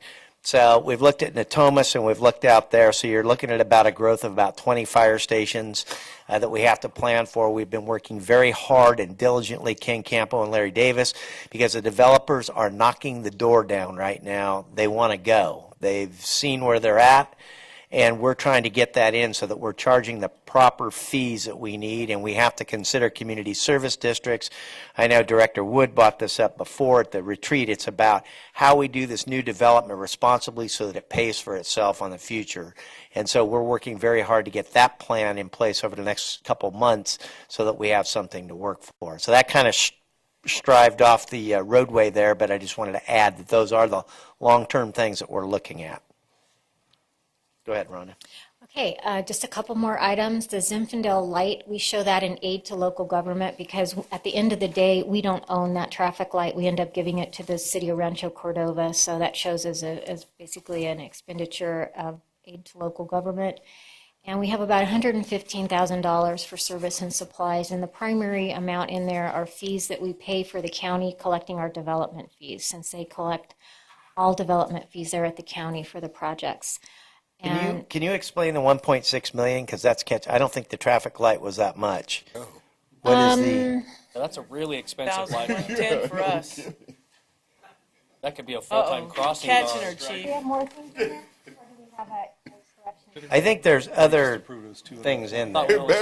thought our part was only 100,000. 110. Well, I know we had a number that came down. I We'll believe, get back. you know what, I can tell you what else is in there, and I'm sorry we didn't put it up there, but that is also those pass-through of the urban search and rescue items. So The 1.3 million. it's about 300,000 plus 1.3 million is the 1.6. So if we use this slide again, we'll make sure we make that So correction. Zinfandel traffic light and 1.5 million other things. Well, I gotta say, for having a very long meeting, I am impressed that I didn't get that one past you. So, I just was brought all the detail, and it's basically the USAR props is $1,200,000, $50,000 for the USAR props architecture, $100,000 for the Zinfandel financing presentation, and $250,000 for the Zinfandel traffic light. And of that $250,000, half of it is reimbursed to us by the training authority. Did you actually say $100,000 for the Zinfandel financing presentation? I did say that.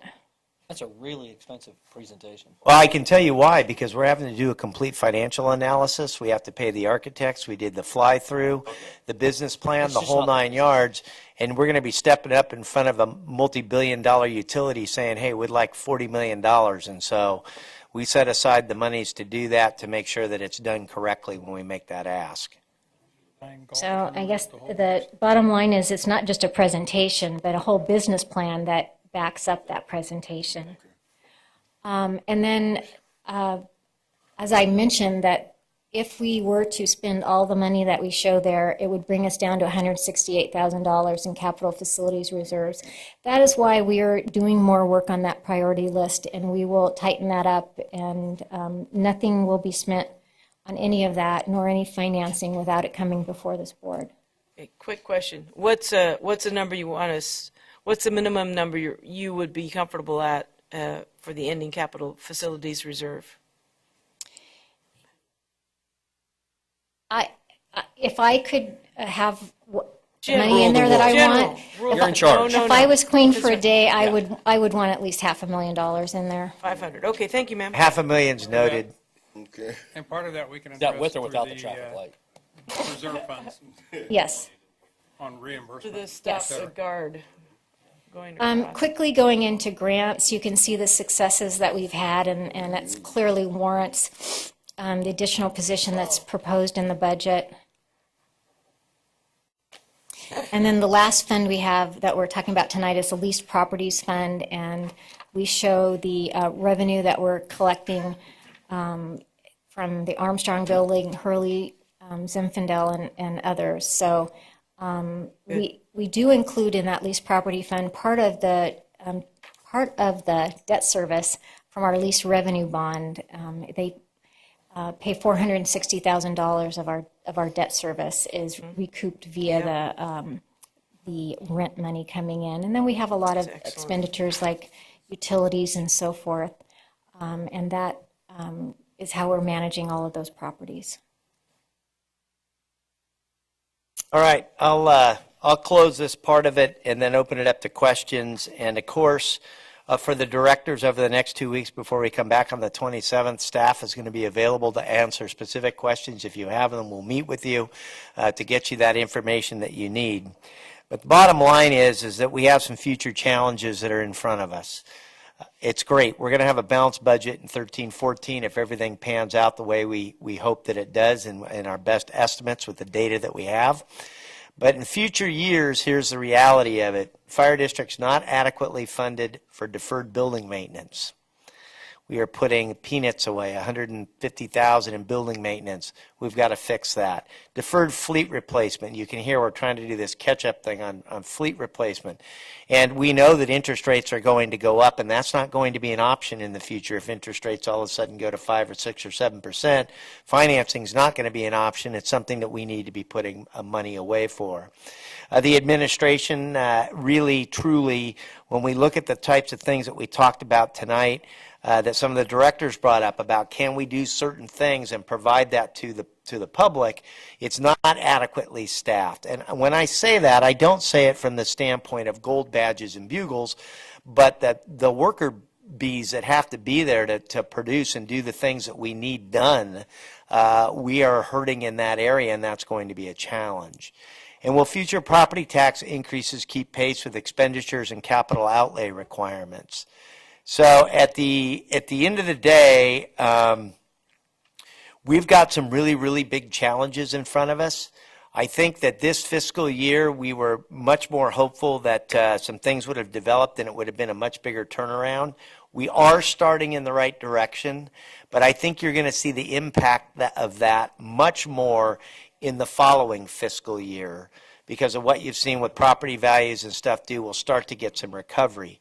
But as that recovery comes back, which it'll be slow, those are the things that we have to develop a long-term plan to fix and to be able to fund as we rebuild the district. And we've had these open conversations with labor, who's been just terrific to work with, and it's about rebuilding the budget in the way it needs to be so that we don't have these types of conditions that happened going from 2007 and 2008, having this massive drop-off and not being in a position, although I think we've done, and to the board's credit and staff and labor, the workers that do the work out on the street really deserve to get the credit for the concessions that they made. We've done a hell of a job, if I can say that word, with what we have.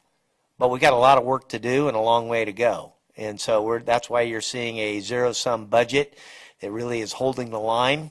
And at this point, I would open it up. I know it's late to any questions that you might have.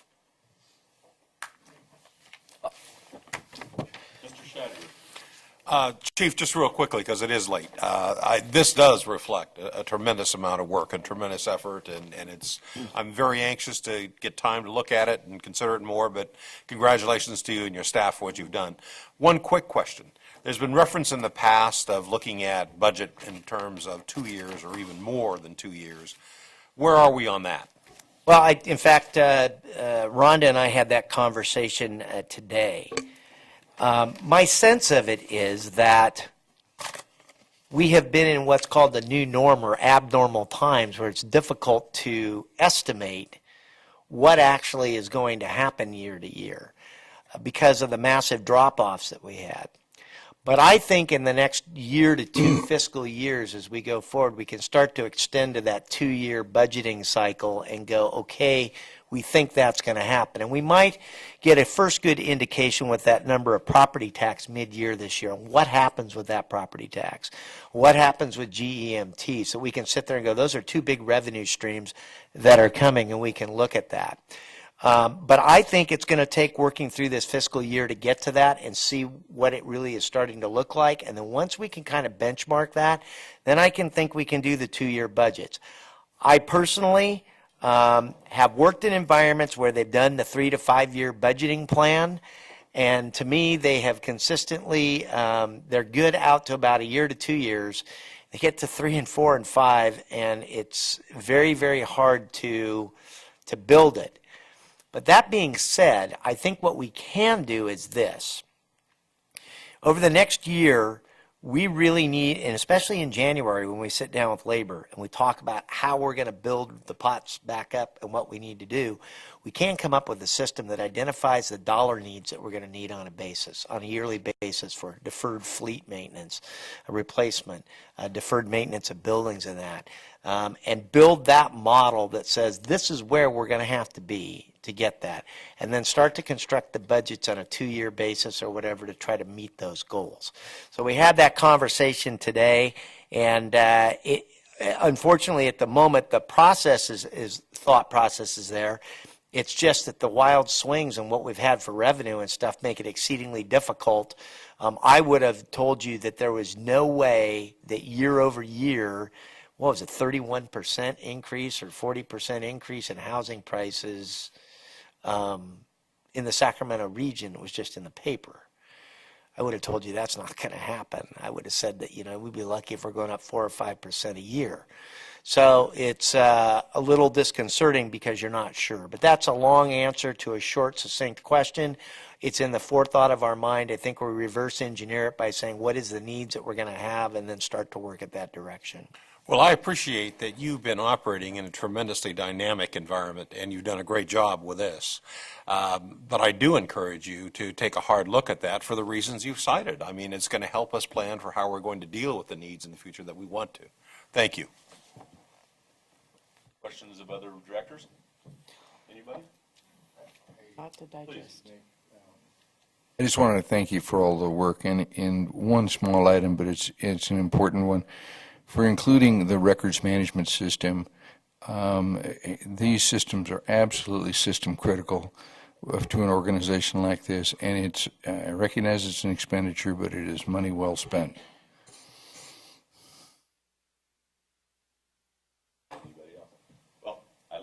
seeing this in the future. Thank you very much. Thank you, Rhonda. And a fine job you did. All right then, moving on to agenda items. That concludes our presentation items for this evening. The President's report, I have nothing to report.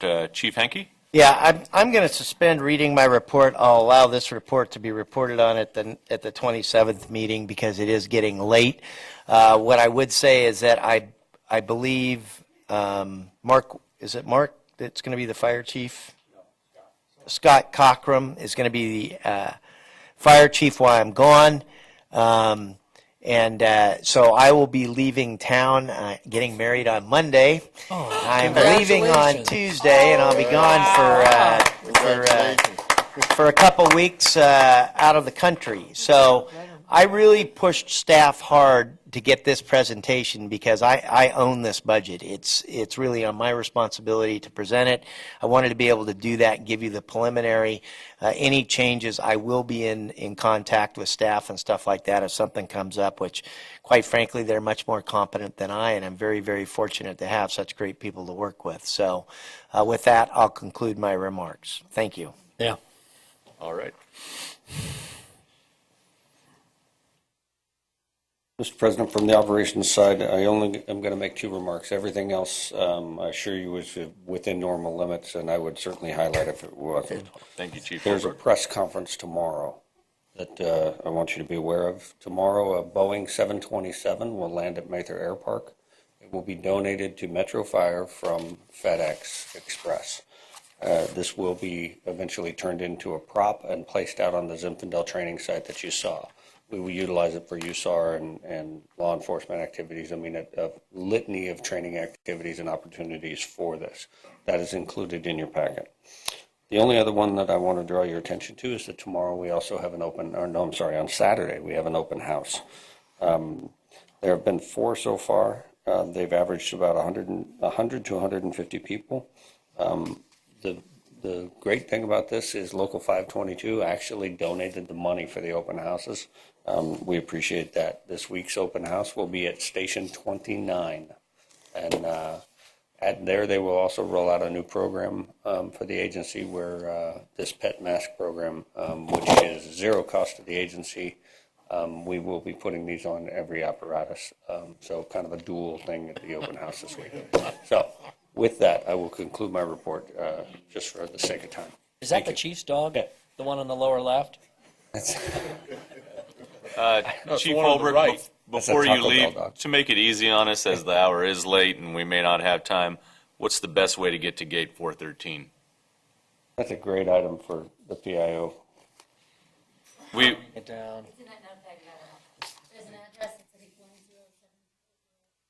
Super Fortress Avenue. I'm not unfamiliar with Super. There you go, 10470 Super Fortress. And what I can also do is make sure that Charlotte has this, and you'll have it in your email. Okay, thank you. All right, thank you. You know we're adding that to the fleet. For Yeah, that and another big red Charger. Huh? All right, moving on to General Counsel's report. Nothing to report. And is there any Sacramento area firefighter report to be given? Seeing none. Seeing none.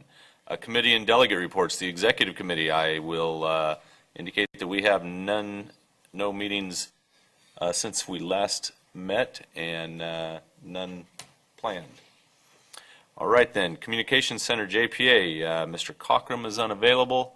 Director Monk? No. Okay, next item, California Fire Rescue Training JPA. The JPA met yesterday, actually, approved its budget for their new facility and many of the training programs that will take place there. It looks like they are planning on having a lot of classes there. It was also discussed about having some type of planning session to determine exactly how things will function there in a variety of facets. And then there were expenditure approvals for equipment and work to be done out at Zinfandel. Finance Committee, Director Scheidegger. Mr. Chairman, you got a great presentation from Rhonda in terms of this year's fiscal condition. I'm not going to reiterate it, but I do want to give kudos to both the management of this department who cut and trimmed and squeezed, and the fiscal department who managed it to get us to this point. I mean, just a very short time ago, a few weeks ago, we were talking about a $4 million deficit projected, and it looks like we're going to be way inside that. And with the reserve account covering us in the short term, and hopefully some funds to be collected shortly after, will come out. I'm very optimistic will come out well this year, and that's a great kudos to our management. Secondly, the audit engagement letter is done. Our auditors are started, and I think it's important to note and for the public to understand that our auditor, the firm that we use, has just received a pass rating, which is the highest rating they can receive from their peers. So we're looking forward to those results.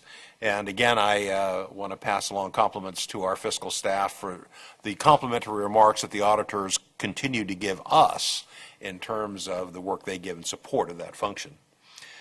Finally, I want to mention that we're working on a charter for the audit committee.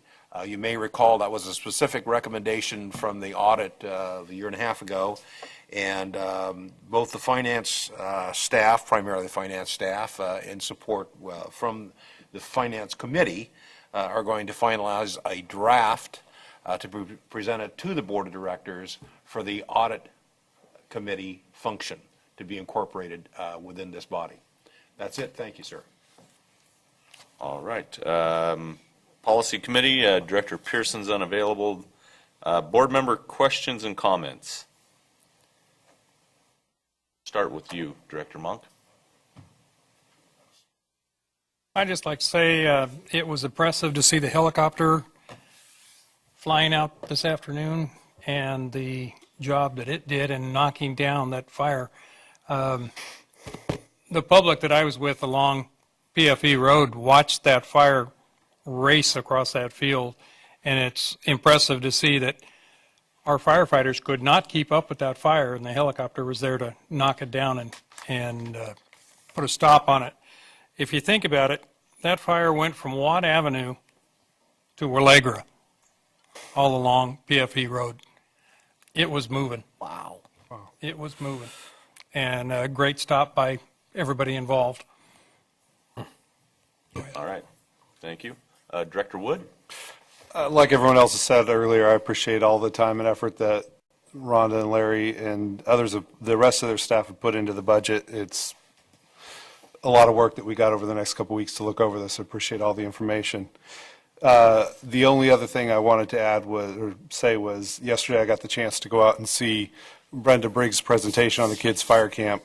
And she did such a wonderful job, made it look so exciting that I wanted to have an adult fantasy camp like Major League Baseball does. So Actually, we have keep that open, Brenda. I'll be the first one in line. Did you just say adult fantasy camp? Yeah, don't go there. She knew what I meant. Director Clark.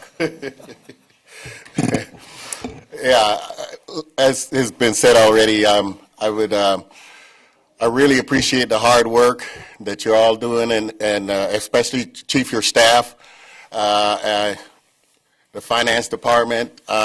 It's just tremendous the amount of work that's been done. I also want to thank the men and women out there fighting the fires and doing the rescues and all that hard work out there. And also, I'd like to admonish the public out there that this is not only fire season, but we also have a lot of people out there on the lakes and the rivers, and be careful out there. Wear your safety equipment, protect the kids, and that's all I have to say. It's late, so thank you, Mr. Chairman. Director Jones.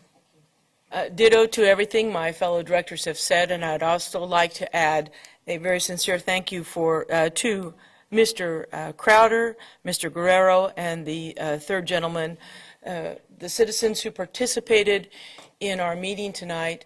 And it is so important that everyone who lives here in the district knows that this is their district, this is our district together. And if there are any issues, positive or negative, participation, citizen participation is key. I wanted to thank each of those three individuals for coming forward and discussing issues that are very, very important to us and the district. All right, Director Scheidegger. Thank you. I just want to congratulate the chief on winning the Fill the Boot award. And I'm sure he did that through intimidation, largely. And I'll be anxious to see how that fits in with his upcoming matrimonial date. Good luck to you, and congratulations, Chief. Thank you. Victor Gould. My congratulations to the chief for the best decisions he's made in his entire life. And also, I want to thank the staff for being conservative in their financial projections and not getting caught up with all the hype about things turning around and moving forward and not spending the money until we actually have it. That's a wise thing that maybe hasn't been the case in our history. I appreciate it. Thank you, Mr. Chair. Director Rosali. Thank you. I will make this long and protracted. Outstanding. One Go with ahead the- and mute him. With the adult fantasy camp. Wow! See? We might tie it into the hot end issue that we had. However, His sugars are down. His sugars are down. sugars are definitely down. I do want to congratulate the chief on his marriage and issue appropriate condolences to his bride. There is still time. One last thing, John. Council, this is the second board meeting in which I have been cross-identified with Director Scheidegger. It is clear to me that Director Scheidegger has a defamation of character claim against the district. And I can get affidavits that will attest to that. So I'm thinking we could save some money in this budget, Ms. McFarland. If we could just write him a check tonight, it's just going to save us time because we're going to wind up paying this off. Thank you. Okay, and with that, I will advise all board members that Super Fortress Avenue is just a few blocks to the south of the Armstrong Building. Okay. And Chief, congratulations. Congratulations. And appreciate all of the efforts of staff this evening. Certainly, as it has been said, putting our budget together is not an easy thing, especially when you start where we started from. All right. So thank you again for staying late to this late hour of the evening. If it was in my power, I'd tell you all to, come in a little late in the morning, but it's not in my power. Have a good evening. Thank you. They seem to think it is. Yeah, We're still out there. Okay. All right, I'm not following Wood's song. I want to. There's no chance.